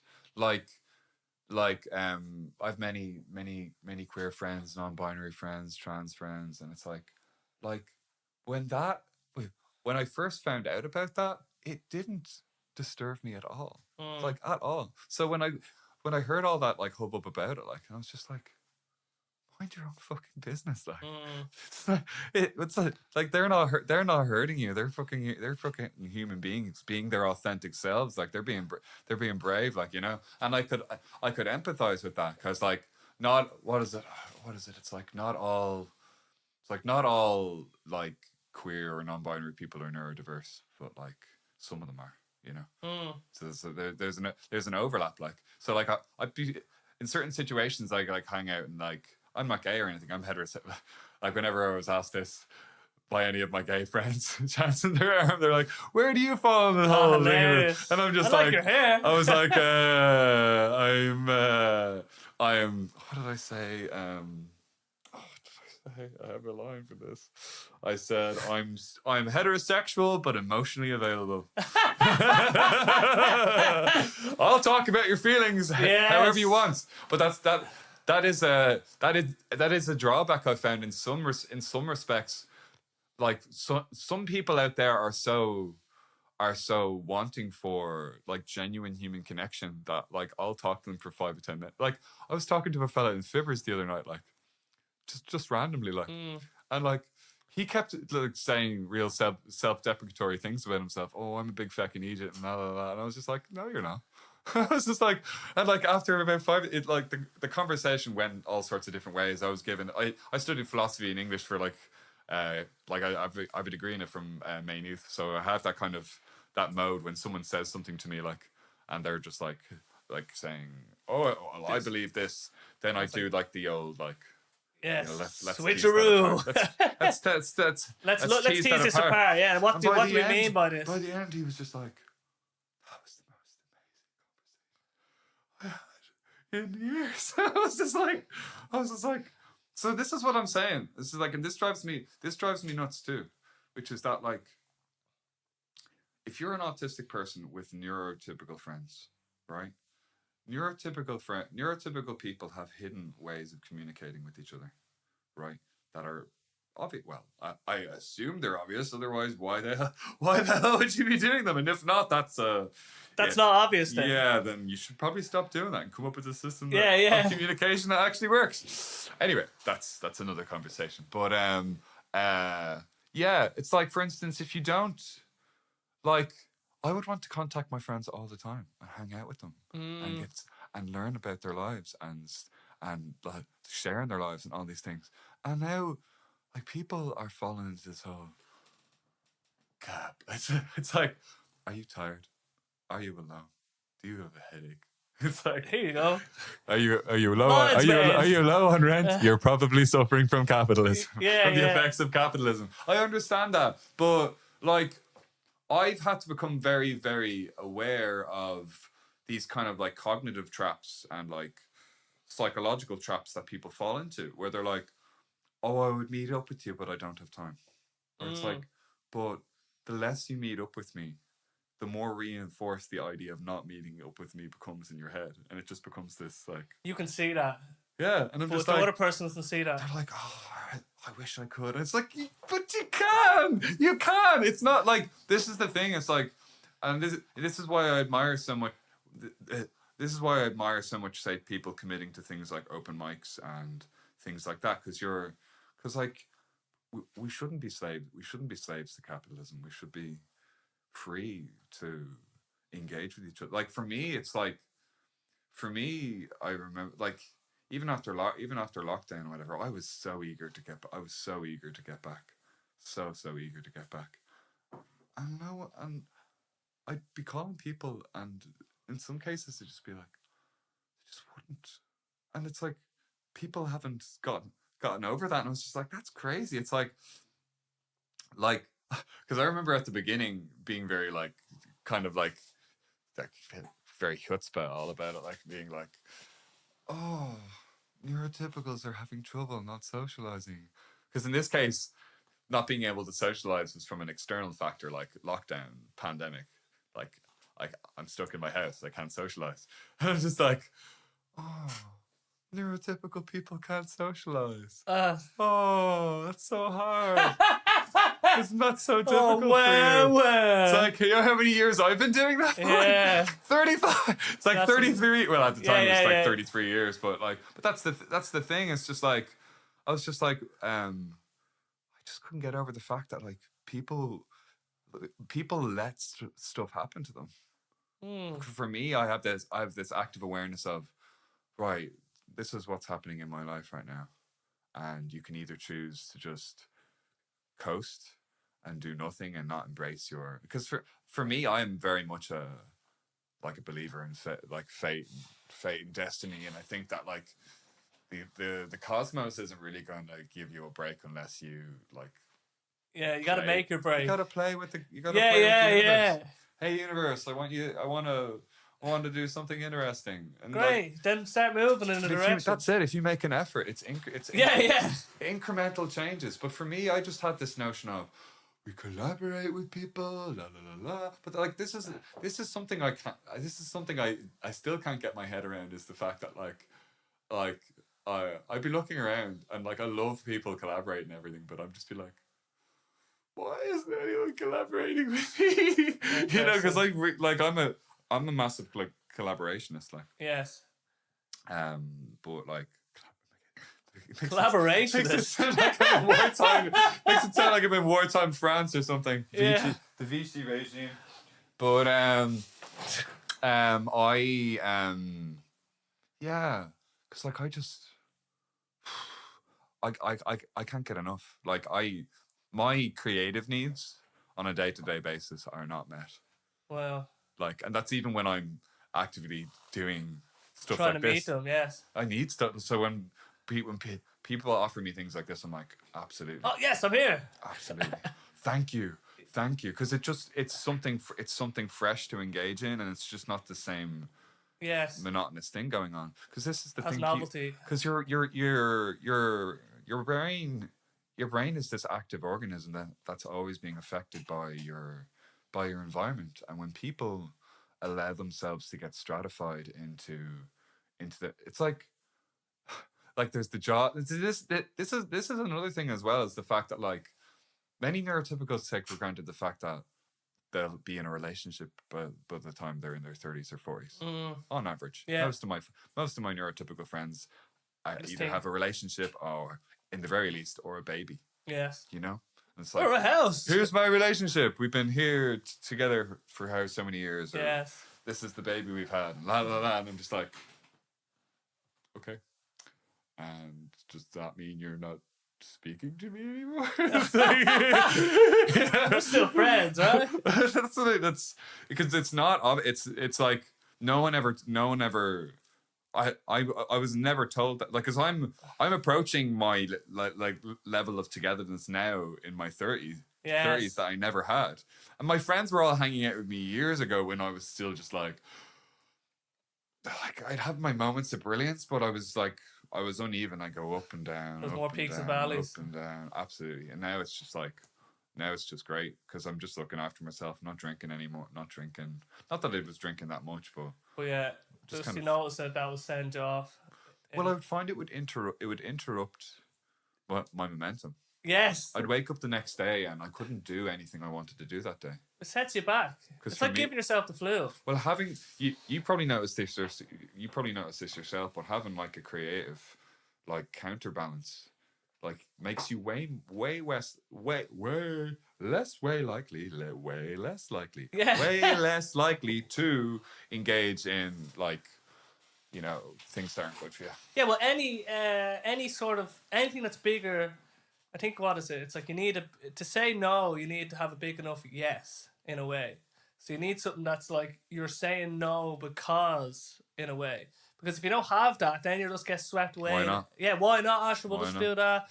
Just do that. Why not have a few If drinks? you believe in nothing, you'll fall for anything. Yes, Yeah. exactly. So you need to, and this is the hard thing. So as a creative, let's say, oh, your that domain of creativity is your sort of centerpiece of meaning in a way. Reading and writing every day and listening to music and walking and meditating are all just like they keep me sane. So you have that, and then I think for me, the more I think about my own sort of purpose in a way, the more I realize I actually have to go. I have to go even deeper. Even today, so I finished my album and I was listening to it for the first time, like fully mastered and everything. And I am really happy with it, and I think we've done a really good job. But Nice. I'm already thinking the next thing. Yeah. Like, and unfortunately, it's like, but Yeah. I learned so much from doing this, let's say, and the next step, perhaps, like I need to. So I'm learning piano now, but like in order for me to have full creative sort of like autonomy and control, like your man done a brilliant job. And if I was to produce an album, I've never done anything like that before, but I need to start learning the production stuff now. It's an art. That's the next step for me. But that's it, yeah. And that's like, but to do that, I'm gonna have to sacrifice a lot more time and effort but that's the thing. And I'm like, I'm at the bottom of the mountain. Time is limited. Time is so limited. But what I would say is, like, the way I've kind of figured it out is like, because like for me, when I experience like a thought going on in my mind, like say like an intention or whatever, it's experienced in a just as real a way as like this environment. Like when I was at the As I Am conference actually a couple of weeks ago, one of the what was it? One of them said that what was it? Sorry, what was I talking about? Creative process. I was talking about my great album I'm listening, but then talking about the next steps. Yeah, learning. Yeah, so they were saying that like autistic people experience emotions and stuff more intensely, and like for me, like I experienced emotions so intensely that it became necessary for me to construct a significant counterweight to that, and for me that was through rationality and reason, and I think it was. I remember. So my dad's a painter, and I remember like every Friday in like the village books, he'd be in getting his Windsor, because they sell like paints and stuff. He'd be getting his Windsor and Newton paints and stuff, and I would just be looking at him still, but inching slowly over to the section where I was a massive Goosebumps fan back in the day before I started reading more obtuse stuff. But what was it? I'd read them, and like they were designed to be read by my age in like 2 weeks. I'd have them finished by the end of the after, because I'd just go up to my bedroom and just hoover through them, like. And I remember my dad just turning around to me at one stage and going, "Phil, can't afford to buy you a Goosebumps book every Friday. So he buys me a big massive philosophy book. There you Fuck go. off philosophy book, like. Fuck off. It just says fuck off philosophy. He's gonna love that. But what was it? Just to keep you. Yeah, it was the To history. save the family's finances. It was the history of Western philosophy by Brian. Oh, yes. You know, it's a fairly popular thing Yes. now, but I just went cool. I didn't finish it in a day. Didn't finish it a week. Took me a couple of months. But then I turned around to my dad and was like, "Hey, Dad, can I have the collected works of Friedrich Nietzsche?" And he's just like, Oh, wow. "What have I done? I've created a monster. Oh God!" It's like this isn't gonna end. Opened up the He's door. specializing. He's learning. Interesting. But I was getting more specific, like. yeah, because you're specializing. I actually, so I listen to, I haven't really delved into the writings of, like, let's say Nietzsche and stuff, but I listen to, like, lots of other people describing, like, the main sort of big sort of ideas, like slave morality, the will to power, the Ubermensch, and all these other things, these concepts, because it's like, okay, instead of having to, I'm just like, give me the best bits, and it's hard to actually find good people to discuss these ideas, but having and then so this idea of the will to power is just something really interesting to me now, because I think Schopenhauer, he had this idea. Schopenhauer, yeah, there we go. See, that's why he's here, the philosopher king.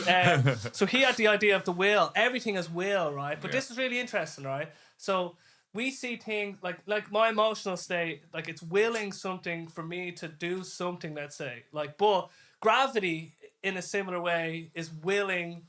It has a will in its own way. So everything, there's like will, if you think about it in a real abstract way, anything that's moving towards a particular direction, and it's there's a gravity to it without.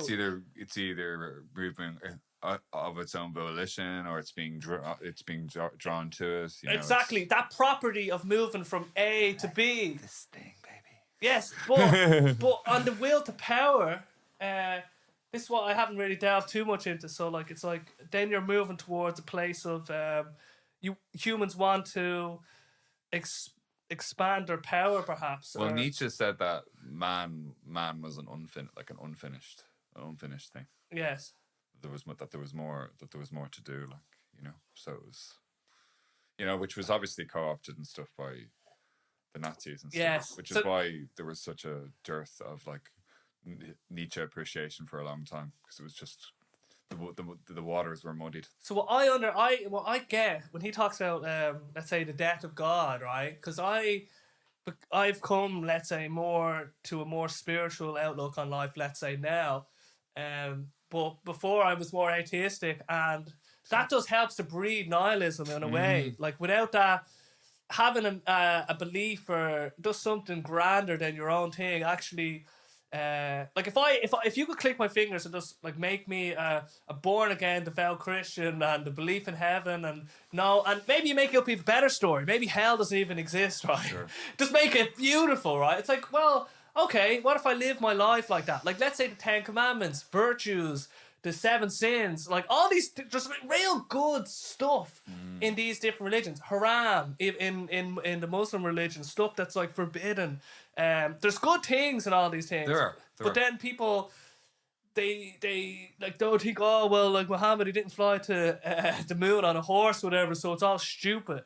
But they just don't see. You can take little bits perhaps, but with Nietzsche, even the Ubermensch is a way of kind of you deriving, at least from what I understand it, like the Ubermensch is someone who puts their own value system onto the world. Well, in a way. In that book that I mentioned, like they'd have these, depending on what philosopher you were reading, they'd have these like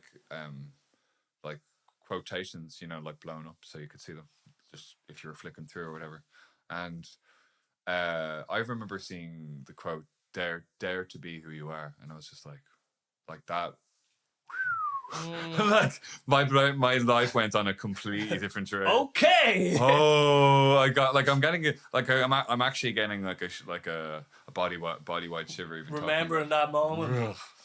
But what else The was there? epiphany of epiphanies. I was big into the existentialists, like, because a lot of it resonated with my experience. And I remember reading Albert Camus' The Outsider, L'Étranger in French. But like it's written in this lovely minimal bare style. Like it's not overloaded, but like all the lines, whether it's thoughts he's having in his head or like things that he's describing going on around the place, they're very clear. They're precise. But they're also very stark. And like it starts off with him like mother died today. And he gets on with the rest of the story. Like he goes to the funeral and whatever and is like everyone's crying and he's not crying. He just doesn't feel like crying, and his mom, for whatever reason, doesn't want to cry at his mum's funeral. But then he ends up shooting someone on a beach, and there's like a huge trial about it. And like initially, it's his murder on trial, but then it becomes a trial of his character. The fact that, oh well, he was at his mother's funeral and he didn't shed a tear. Yeah, but I at the time I wasn't really seeing it for. Well, I mean, like I recognized at least the social demand that you behave a certain way. Yes. And I was like, oh my god, it's like this isn't a book. It's like, and that's for me that kind of encapsulates the power of books, is the fact that you can get a perspective. Well, just even have something so simple represented. And yes. Someone completely different to you. Like, what was it? He was Albert Camus. He was a French Algerian. He also he was a goalie in a football team. He fought. He was a part of the underground resistance in France during the Nazi occupation. Oh. He was the youngest recipient of. I think at the time he was the youngest recipient for the Nobel Prize for Literature and the first African, I think, to win the Nobel Prize for Literature. Oh my goodness!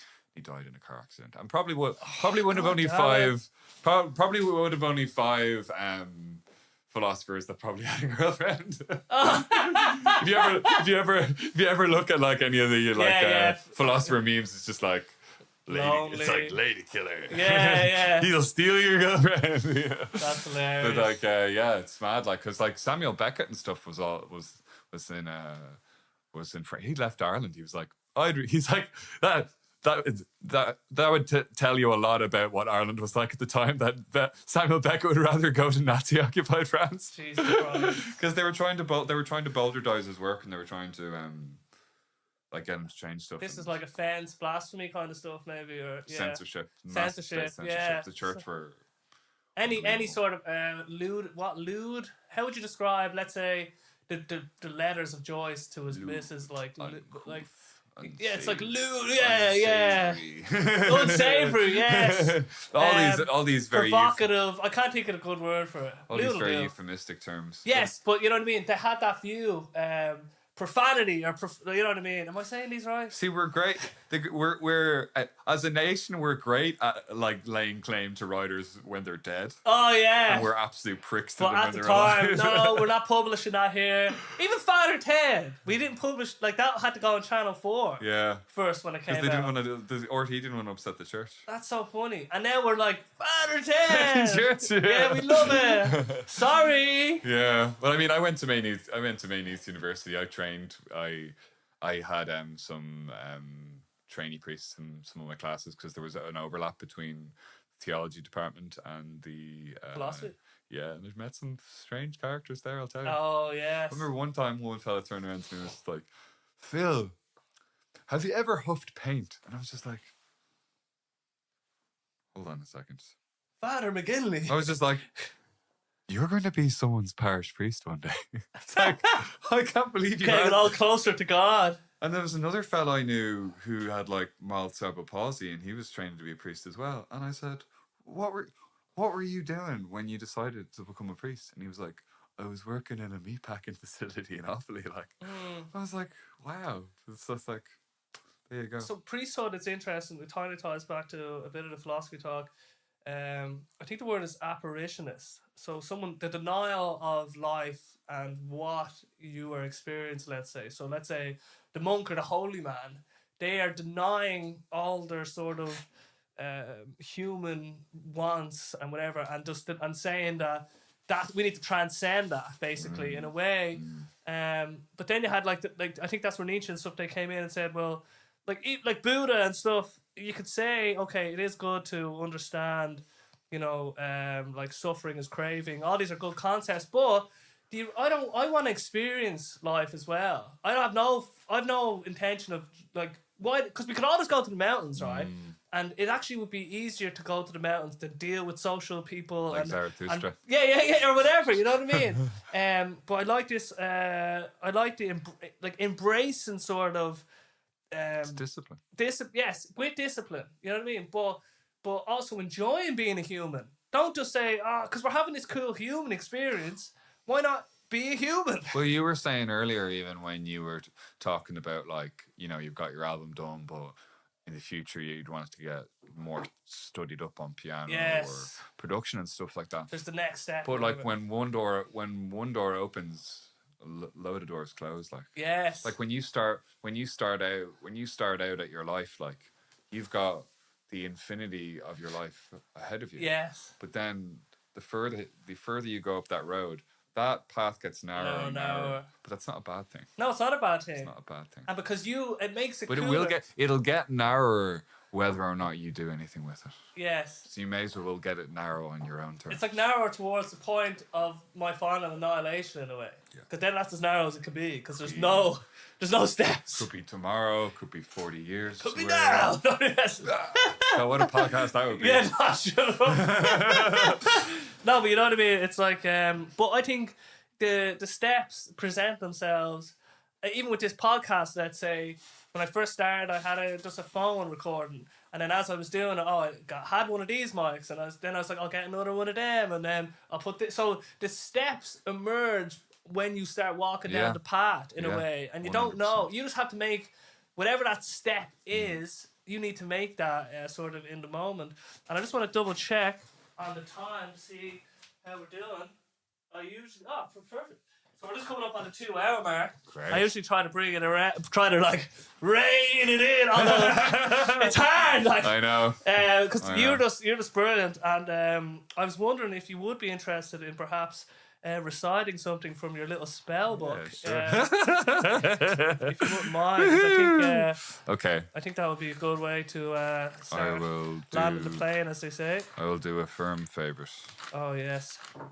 It's a favourite now. Because I got something else in here, but it's going to be a part of an upcoming project. So just a quick one on your... Let's say the poem that you're about to recite now. How did you come to... When you were writing that, how was the idea first born, and how did you take action on it to bring it into the world? Well, so my friend Bob Glynn, we were standing outside, where was it? Drop Dead Twice, which is actually burnt down now, but we were standing outside of Drop Dead Twice, and he went to me, Phil, because he kind of talks in a husky way. He was like, Phil, Phil, what? I'll pay you 200 euros if you write a poem about Sweeney's. And I was just like, I was kind of aware of the fact that he had maybe at least a pint on him. So I was like, are you sure? Like, are you sure that you're going to pay me 200 euros? Because I'm going to write this poem. Like, I'm getting back to you. Yeah. But so like, I first wrote, paid gig. Well, you see, I was starting to get like grant, like successful in grants and stuff and things like that. But what was it? Yeah. So I said, sure. Didn't know this one has such a superficial beginning. So we sat on it for. I wrote it. We sat on it forever. Like nothing really happened. Like until you gave me that 200 euro. Only as it transpired, but as it happened, my mate Roisin, I'm so lucky to actually be surrounded by people who are like, Phil, there's a grant for something. You should apply for this money to get a grant for something. I'm like, yes, I should do that. I'm an artist trying to go somewhere in life. Oh, well, I want some of that. Anyway. But what was it? So she said ADI, Arts Disability Ireland, we're providing a grant for artists to adapt a currently existing work in whatever medium. Mm. And she said, do you have anything that would fit that bill? And I was like, yes, I do. So there's also there's also a video to look at on the YouTube page if you like. It's on the ADI YouTube page. It's called Ode to Sweeney's, but we made it in like 1 day. Wow. We recorded it in. Oh, that was the video. Yeah. Yes. We recorded it in the lab studio. Brilliant. We hammered it away, did it in a day. We did it before lockdown and everything. Like got it in there. So, and then so now it's because it was a pub. It was a place I really just absolutely adore. And when I was kind of like a halfway point in my life, you know, I was bopping away from here. So Sweeney's, and then Occupy Dane Street, where I slept in a yurt for like a couple of nights. And wow. then I was involved in Exchange Dublin, which was a non-hierarchical kind of like freewheeling like art space. So I was involved in all this kind of stuff at the same time, like so all this stuff in here is kind of like the milieu of the time, yes. you know, just this amazing. Like, I'll get into some questions after. Dynamic energy, but I'll get to it because as I said before, my preambles can last for fucking ever. That's what we're here for, man. It's all a preamble, baby. We have all the time in the world. Okay, so Ode to Sweeney's.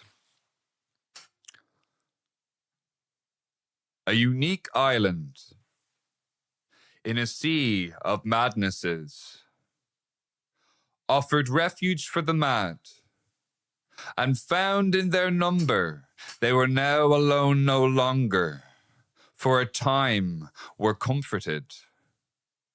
They may have been no greater or weaker upon entering or leaving for that matter, but for a time didn't consider of what shape or manner their facades were composed.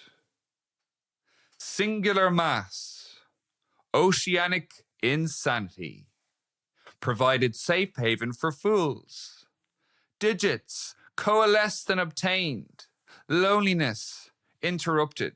Unassailed by fear. Nothing was tangibly different upon arrival. Temporality was not aware of any distinctions it had. Playing squash with words. For want of a better verb, a smell has been collecting in the rear of the pub. Some have drank tea for 2 hours, usually the same long, cooled cup. Outcomes and welcomes are usually worn out by the end of the night. The legless somehow walk as though newly arisen. It seems like the talk has diminished to naught with nought but the holdout of a drunk and or stoned mumbler. Random daft, 3 floors split. A trigram of yangs, abundant and creative, ends in the early morning, cloudy earthed and ying to bits. Even the shutters now drawn, a post-shift pint poured for their relief, is marred by the jarring djembe of a beloved lane hippie, consummately consumed in the oneness of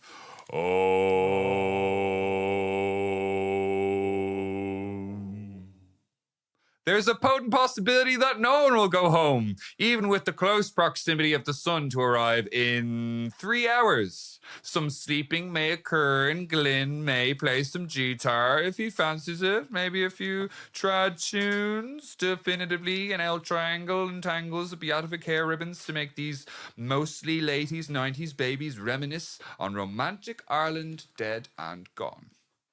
I call, and the day seems all but unnecessary, until the night falls. Understanding and misunderstanding become the very basis of many an enduring friendship. The works and idlessness of the many become streamed from the one source. With enough encouragement, all will be levelled this night. The pains of dark party dwellerdom will strike an all too united note when the morning comes. When the morning comes and all the glass has been swept, The shutters rise like an open mouth, ready to inhale over a day's course. Was it reggae last night or jazz? Everybody danced regardless. No old crowds or new crowds here. There are varying degrees of love and enmity, egosity, tomfoolery, enough occurring we consider coining our own adjectives somewhere out past the back of beyonds.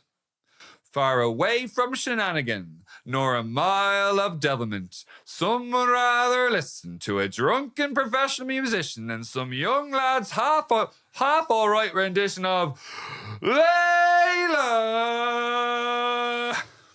It's open mic season, and with the beer of the Tuesday night, it's got the airs of the extraordinary and otherwise all too ordinary condition of sucking really bad.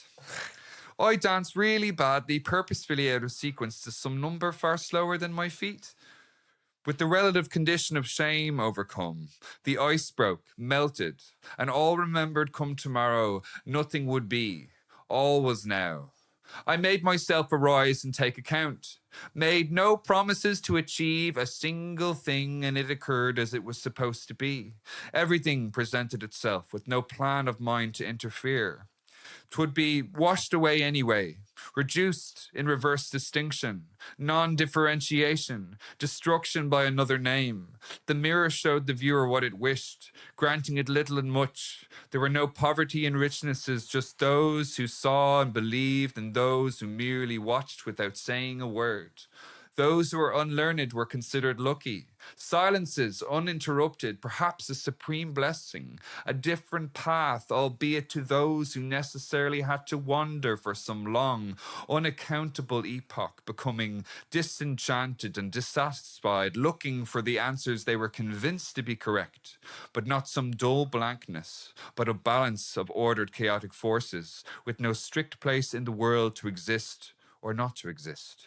A storm with a calm eye by necessity, a body with an I and me at its heart, moving and rattling and shaking everything up simply by being near, consumed by torrents, producing torrents, and for a long time unaware of the casual connection spurred on by its simply being there. Thank you. Yeah! Yeah. Thank you very, very much. It's just brilliant for me as a podcaster, getting people to. It's like I'm getting these private shows, that's part of it. You know, like it's selfish in a way, and I just love this because. Okay, so just getting back into. I've tried to attack Ulysses a few times. Audiobook. I don't know how many attempts now, but. This kind of I love this stream of consciousness sort of way of writing, let's say, to your experience and trying to. So it's because it's so funny. You take going to the pub, let's say, for granted. You take these things that we do, but there's so much intricacy. There's so much there that is just that the poet. It's their kind of job in a way to bring forth and shine a light on. And just, I know I said one of my favourite lines, because I'm a person, poems, I love poems, right? But for me, the lines are the most, they're the things that stick with me. And my favourite line from that one is loneliness interrupted. Oh, that's sad by fair. I just look, but there's something about, because if you think about it, like we're born alone, we die alone. Like so, I go out my day, and then my loneliness now it's interrupted. You've come into my vicinity, and I've interrupted my like it's just because it's so. This line, I know I'm getting crazy now, but it's so profound and it's so simple. When I'm just looking at it, it's two words, but it speaks so deeply for me. So what I like about lines like this, it's like there's so much. If you really think about them. There's actually so much in them, and that's what great poetry is. And I think for me, I also liked squash with words because it's interesting, right? Because in a conversation, like especially in a podcast, sometimes because you're trying to push the conversation forward in a way. So it is a little bit of a game. Keep it on track. Yeah. But you do want you need a bit of give and take, a little bit of you need to try and listen. And engage bit of with latitude. Yeah. So I like that. and I've written down some other ones I can't even read. Slower than my feet. Just such a good line. Like, because you're just yeah. Doing it out of sequence. Doing it out of sequence. Purposefully out of sequence. Just some number far slower than slower than my feet. So that just encapsulates. It's just a beautiful, eloquent way of putting it. And I just want to touch on. So, what does torrents mean? Torrent, like a torrent. Like so when I think of torrent, I think torrential rain. Oh, because I think of torrent as in, but it's a uTorrent, Pirate Bay, illegal downloads.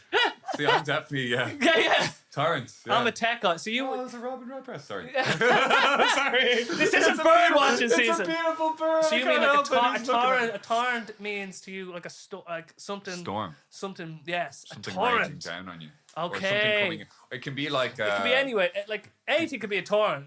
Like a ball of like a high energy entity. So let me look at the line there now. Let's just break that down a little. Because I hadn't heard the word being used. Consumed by torrents. Yeah, producing torrents. Producing torrents. I never even saw it that way. Not once did I see it that way. No, I know, but that's what I mean. I was not technically capable of doing that. Download. He's talking about illegal downloads. No, anyway, listen. There doesn't have to be illegal either. No, I just thought. I struggle to update the warranty on my computer, and never mind doing it. Torrent. That was just funny because I never. But now I see it torrential. It's funny how words like. Lots of words mirror parts of each other, like the etymology of words. It's very interesting. You can kind of see the birth of words. Not even the birth, it's like the linkages in a way. And then just one more thing is because this is like a snapshot of a period of time, let's say. And it's gone now. And it's gone. It's all gone. But do you know what's interesting? So part of me was thinking, okay, so comedy, it seems very ephemeral, right? What can be funny in the 50s mightn't be funny today, right?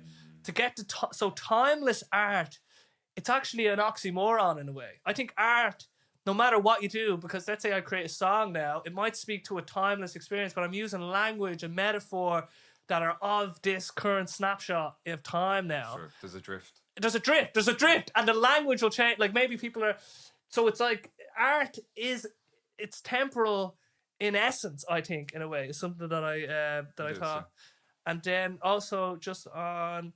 So you see the way you're sort of the performance itself.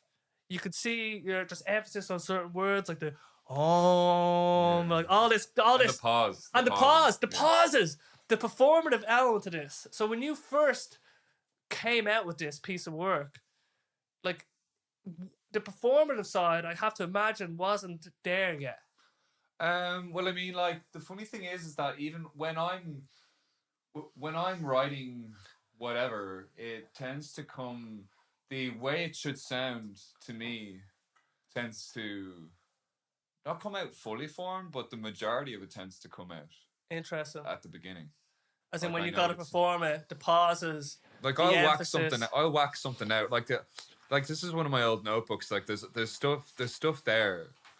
Like there's stuff there that I didn't like. I think there's like extra stuff that I didn't didn't even include in it. Like, but like it's like because for me, what is it? It's because of all of it. I have all my like speech therapy background and like. Oh yes. And speech and drama and all this stuff.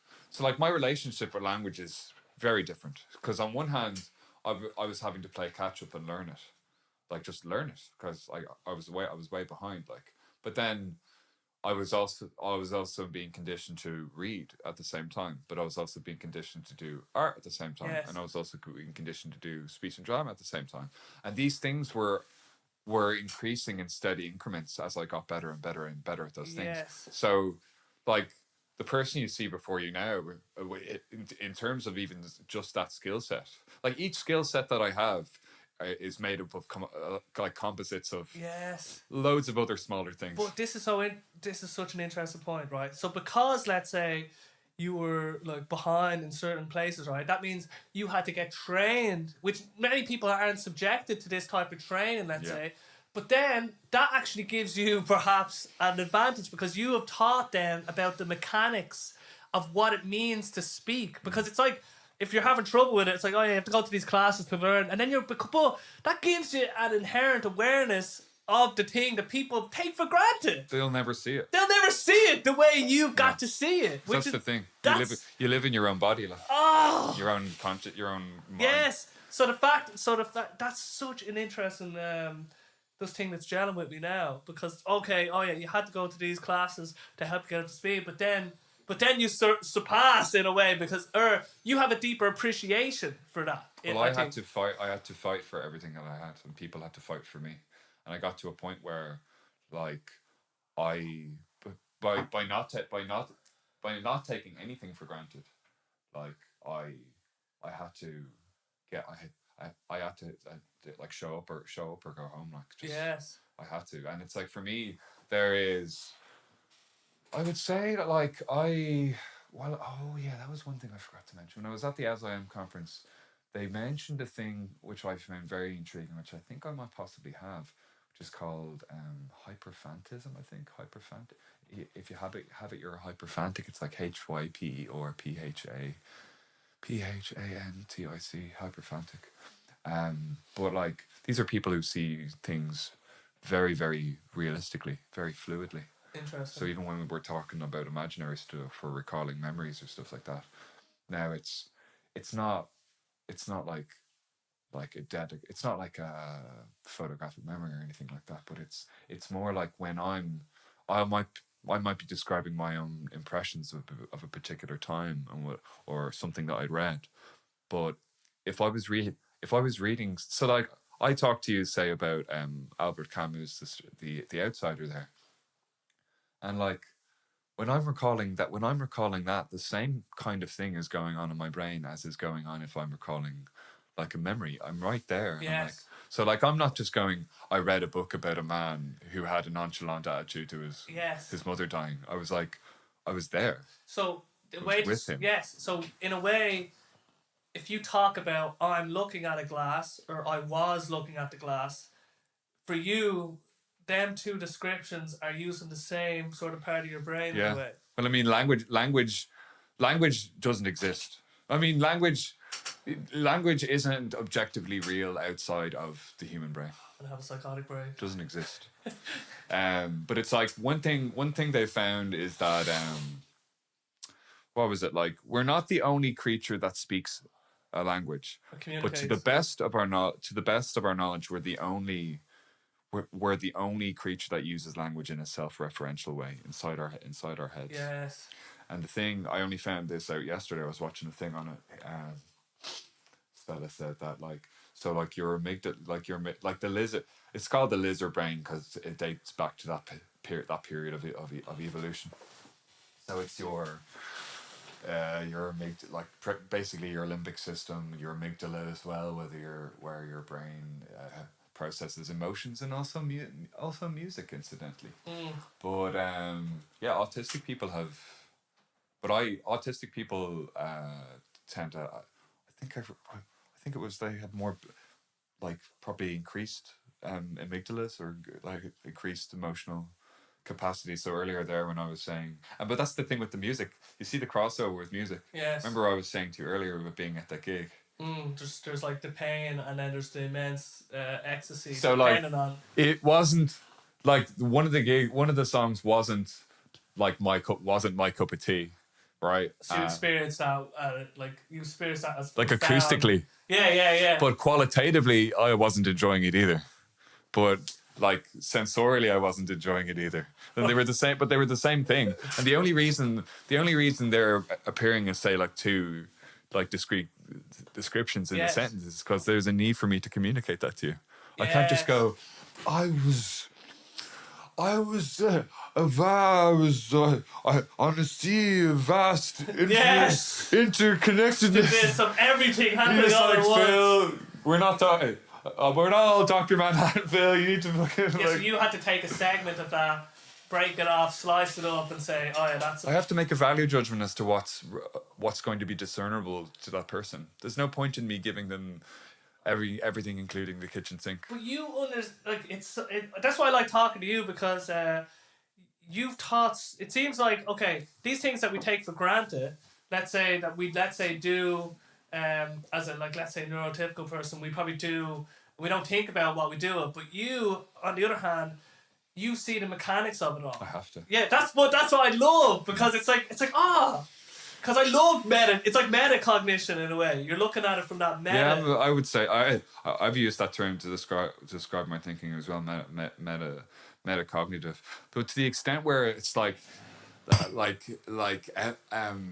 what is it?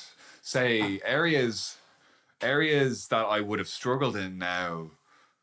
When I stopped playing that game, it's like to a certain extent we all play games, and I don't mind playing a little bit of social game up to a certain extent, because to be honest, if we're gonna get any buy-in from neurotypical society, we're gonna have to be like, oh, you watched a football match? That's really interesting.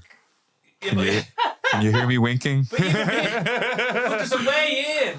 Oh, really? They scored a goal, did they? Because when I hear people talk about football, I don't actually hear them talk. They're seeing the ins and outs of the football match. I'm just going, this is the same thing over and over and over again. I'm just seeing the abstract. Yes. I'm seeing the abstract of the conversation. But can you zoom? I can, but I would have to there would have to be an angle. Yes, angle. That's the thing. You need the angle. Someone said to me one. I don't know if I don't know if it's a fact or not, but I remember someone saying. I remember I was talking about Asperger's to someone, and they said to me, "I don't know anything about Asperger's except Messi has it," and I was just like, "What?" Yeah, that's so funny. A sports guy with Asperger's? But then I looked into it and I'm like, I don't know. I haven't seen anything definitive, but anecdotally, he could be. Seems reasonable. He could be. He was called the quiet in his early training days. He was known as the quiet one. He wouldn't talk to people unless it was for football, And you look at him and he's just his whole world is just football. Football. But you can see always just carried the football. You can see how from an evolutionary point of view, having a central focus makes you an expert at something. So to finish that the evolutionary would-be cave thing. From the very beginning. Yeah, so Chad and this would be the perfect way to end, actually. Chad and the cavemen are going out to do we're going to go out and hunt some woolly mammoth. What about you, Phil? No, I'm just going to bang these two rocks together, see what happens. Crack, crack, crack, crack. Like the flint? Yes. Do you think that was invented by someone who didn't have hyperfixation? It had to have hyperfixation. Does it seem like something a social person would invent? That's the thing. You know what I mean? That was the point. You see, that's what I should have said earlier, but then I got caught up on the tangent of the Temple Grand and Slipstream. Yeah. That's what we're going to call this podcast. The Temple Grand and Slipstream. Should be copywriting you. Yeah, but it's interesting just on this point of it's the same argument I've heard. Let's say, okay, people. It's hard to look at the gene pool, right, and look at all, because everything that exists has evolved over, let's say, hundreds of millions of so many years, right? So sure. Stuff that exists, let's say, in our psychology, physiology, mentology, whatever word you want, anything that exists in now, there had to be some sort of evolutionary sort of bias or reason for that being selected over other things. Sure. And so one example that's hard, it's harsh, because I used to think, how would suicide be evolutionary advantage or advantageous, right? But it does make sense, and terribly, because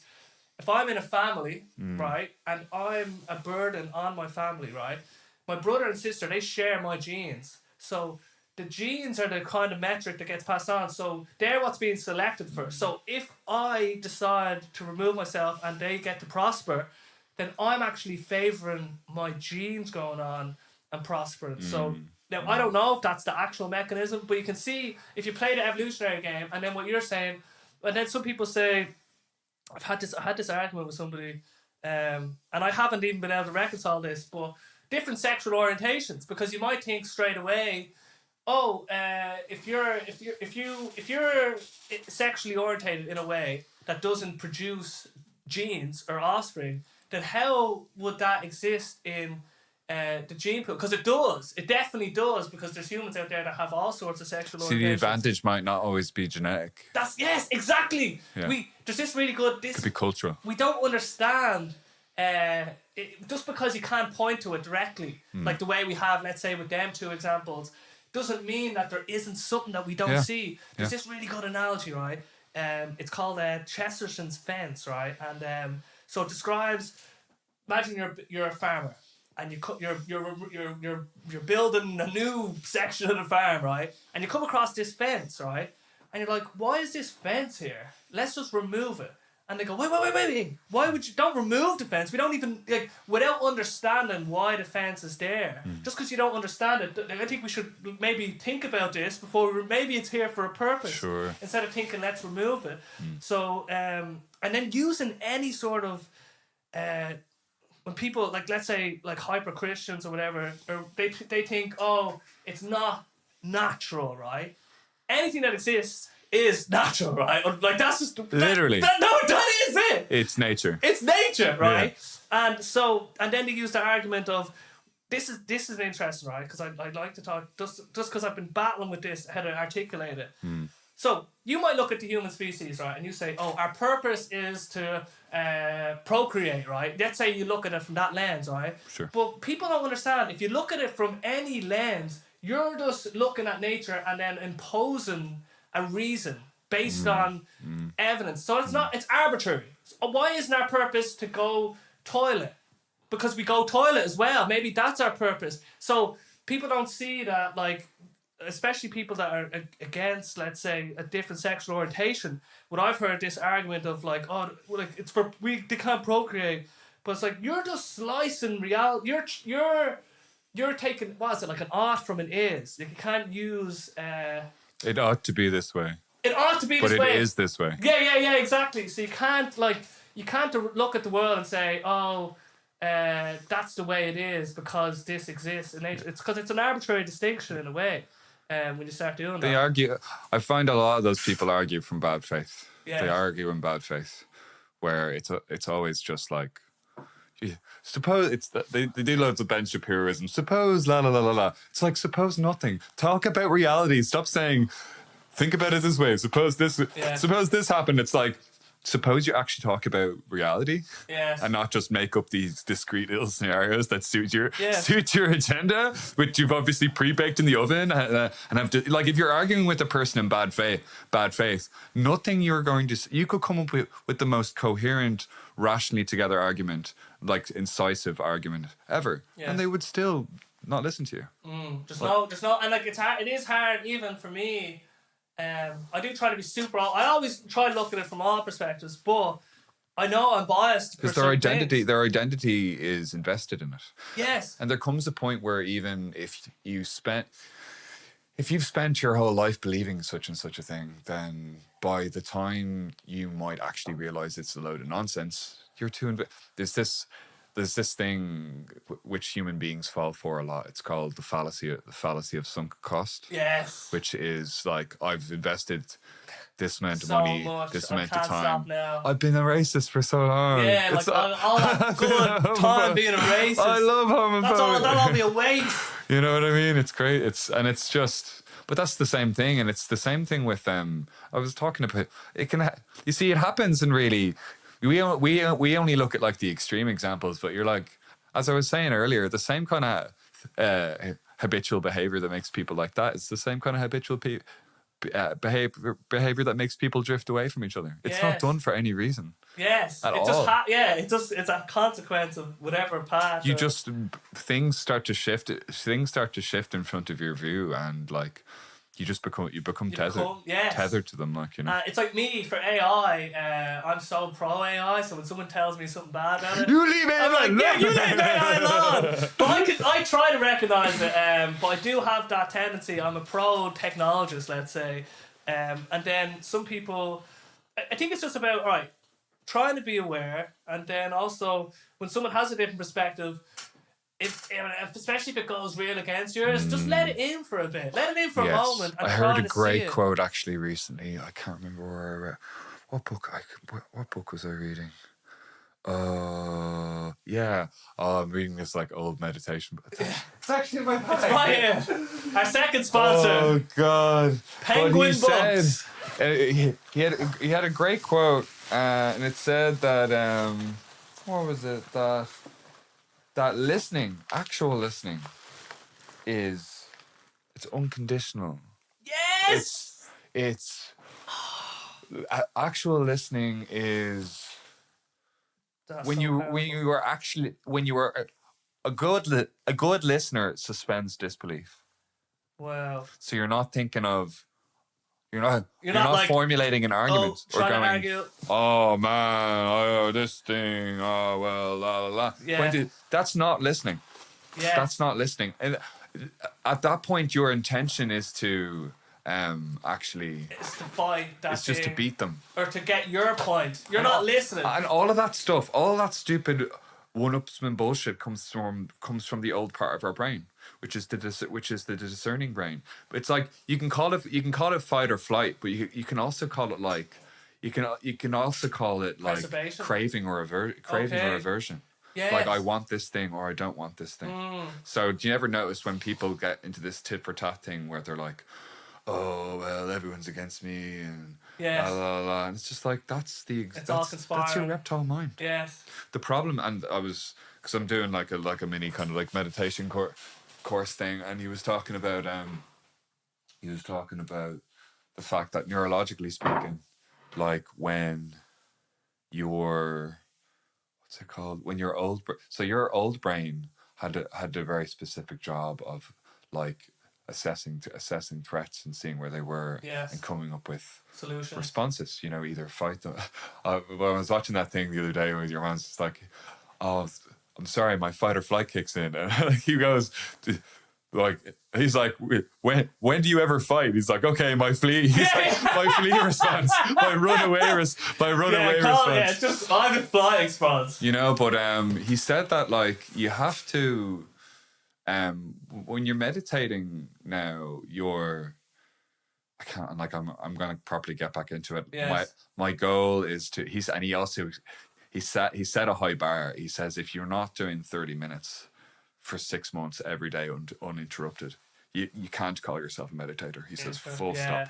He's like there's no point in you doing like 48 like doing like a Vipassana breathing course for a week and then doing nothing. Yes. Yeah, it has to be consistent. It has to be consistent. It's like going to the gym. He says you have to start off small, but you have to work your way up. But basically, some of these old, it's like the single pointed like meditation, and the idea is that you kind of come up. Initially, you might need an actual object in front of you. An object in meditation terms isn't actually always like a physical thing. Like a mantra. It can also, yeah, exactly. But like he says, imagine like when people will get to a stage when you're meditating like with your eyes closed. You kind of imagine like a dot like between the center of your eyebrows, and when you're meditating, anytime you find your focus kind of veering off, like you come back to that point because the old mind is the discursory mind, the divisive mind. Oh, this that this that, and you're constantly going around in a big swirling heap of all that stuff, But then when you train, and so like our prefrontal cortex, which is the most recently evolved part of our brain, comes from it's supposed to like give us things like executive function and analytical skills. But what happens is that because the old brain is feeding it input, like the way your voice in your head sounds. Remember we were talking about this. Your voice in your head sounds like you. Yeah. But like the input that's driving that voice is not coming from your rational mind. It's coming from your old brain. Like more like trying to it's that fight or flight. More the Buddha called the monkey. He calls the monkey mind. The monkey mind. Yes. The chattering monkey. Like always reaching out for stuff. Yes. Like the Buddha described. He talked about like man being like a monkey swinging from one constantly swinging from one branch and never stopping. Never stopping. I just want to finish on that point of what a beautiful term. Unconditional listening. It's just now this is like a profound moment for me. It's like it's such a great way to describe the best way to approach listening and conversation. Listen unconditionally and reserve judgment for a different time or whatever. And use your questions to delve into curious. Don't use your questions or use questions and not statements of you're wrong. Like, oh, But if you look at it from this way, what do you think about it like this, and look at it like that? Because then you'll understand more and more, instead of assuming what the person thinks. Like, even for people on like any type of the spectrum, right, on the political spectrum, because they're on a certain side, someone might just say, "Oh yeah, you're a racist because you're a conservative, whatever." But it's like, no, you're not. Like, maybe he's just like, ask him, is he racist? Like, no, he's not racist. Life is more nuanced. He has certain values that are would be more conservative. It doesn't mean that all people on the left are, you know, like let's say you disagree with communism, that they're all communists trying to fucking bring the new order of the world. It's like there's different variations. Like, we're not crazy. Like, no, we always pick the craziest version. Yeah. And straw man of the side that we're against. It's not genuine. There's no actual conversation. No, we're just like, oh, you're this, you're no that. dialogue. No dialogue. And like I've got friends of every stripe. Oh yeah. Like literally every stripe. My beliefs like fluctuate, and I have beliefs that would probably be on every. I'm trying to. Because if you're really earnestly wanting that person to change, then there's no possibility of them changing if you don't maintain a dialogue with them. 100%. And you gotta commit to that person. You can't, like, you're not gonna change a person's paradigm or worldview in a course of a conversation. The thing you should aim for is maybe getting them to even think about something, not even agreeing to something. Go, could you think about maybe though with this thing though? Yeah. And they're like, okay. You give them like a week or whatever to think about it, and then the next time they're like, okay, yeah, I thought about it, but it's going to be way more considered. The answer is going to be way more considered than if they're just firing at each other. And then you might learn something as well from that. Of course. Because you're going to get more out of it than just assuming that this person's wrong and I'm right and they just need to change everything about Well, it. I have to adapt. Conversationally, I adapt to every single person that's in front of me. I don't talk to people generically. I talk to people who are in front of me. Yes. That's so, you look at the mechanics of that. Yeah. And I see that, I know, that's something I notice. We all have different amalgamations of ourselves. Like, let's say the last podcast, I was with the Creatures of Habit, and we're just like, the horse is out, like, sing all these rap. It's all crazy. They bring out a crazy side, you bring out the philosophy side of me, whatever. Yeah, it's interesting, but it's all in there. It's like those. It's all in there. Those things won't get unlocked. You know, it's so funny though. It's like people will go to the gym and be like, oh, I'm improving my body, la la la la. I was just like, but how fucking metal would it be if you challenged your brain? Yes. And just stopped reading your Facebook page all the fucking time, which is just there to manipulate you and to collect your ad revenue. Like, it doesn't give a fuck about you, you know? Yeah, just open up.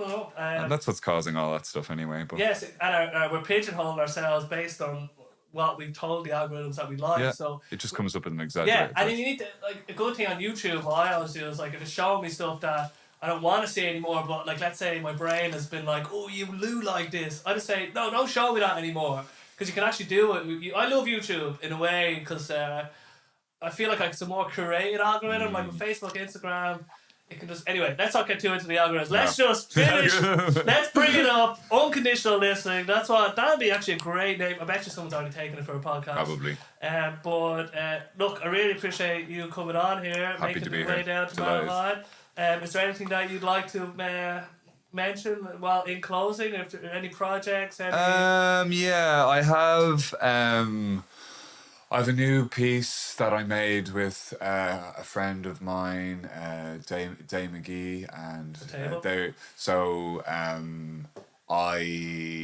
a new poetry video piece. It's the first one dealing with autism and neurodivergency in a kind of a direct way. Yeah. First video piece that is. So I'm kind of looking for maybe. Like, I'm hoping to do maybe a launch maybe this year or next year. We don't know at this stage, but the hope is that it would also become an event where neurodiverse people and neurotypical people could mix and maybe start a conversation. Because I kind of just felt like the way it is now is that if you're an autistic person, the people in your life, if you're lucky, are your family, your friends, and your support workers, whoever's like enabling you in your everyday life, you know. And outside of that, pretty much no one is in the conversation, you know. So by by presenting like an art piece, you have people that would be going there for the art, not necessarily going for the autism. But if I can even get a small percentage of those people talking, that's what I want to do, because I don't really believe in art that's just self-flattering. I wanted to kind of bridge a divide or do something. But yeah, that's ahead, and probably some more performances this year. Yes. Yeah, God knows. You know. Can catch them around the circle session. Oh yeah, and check out the video.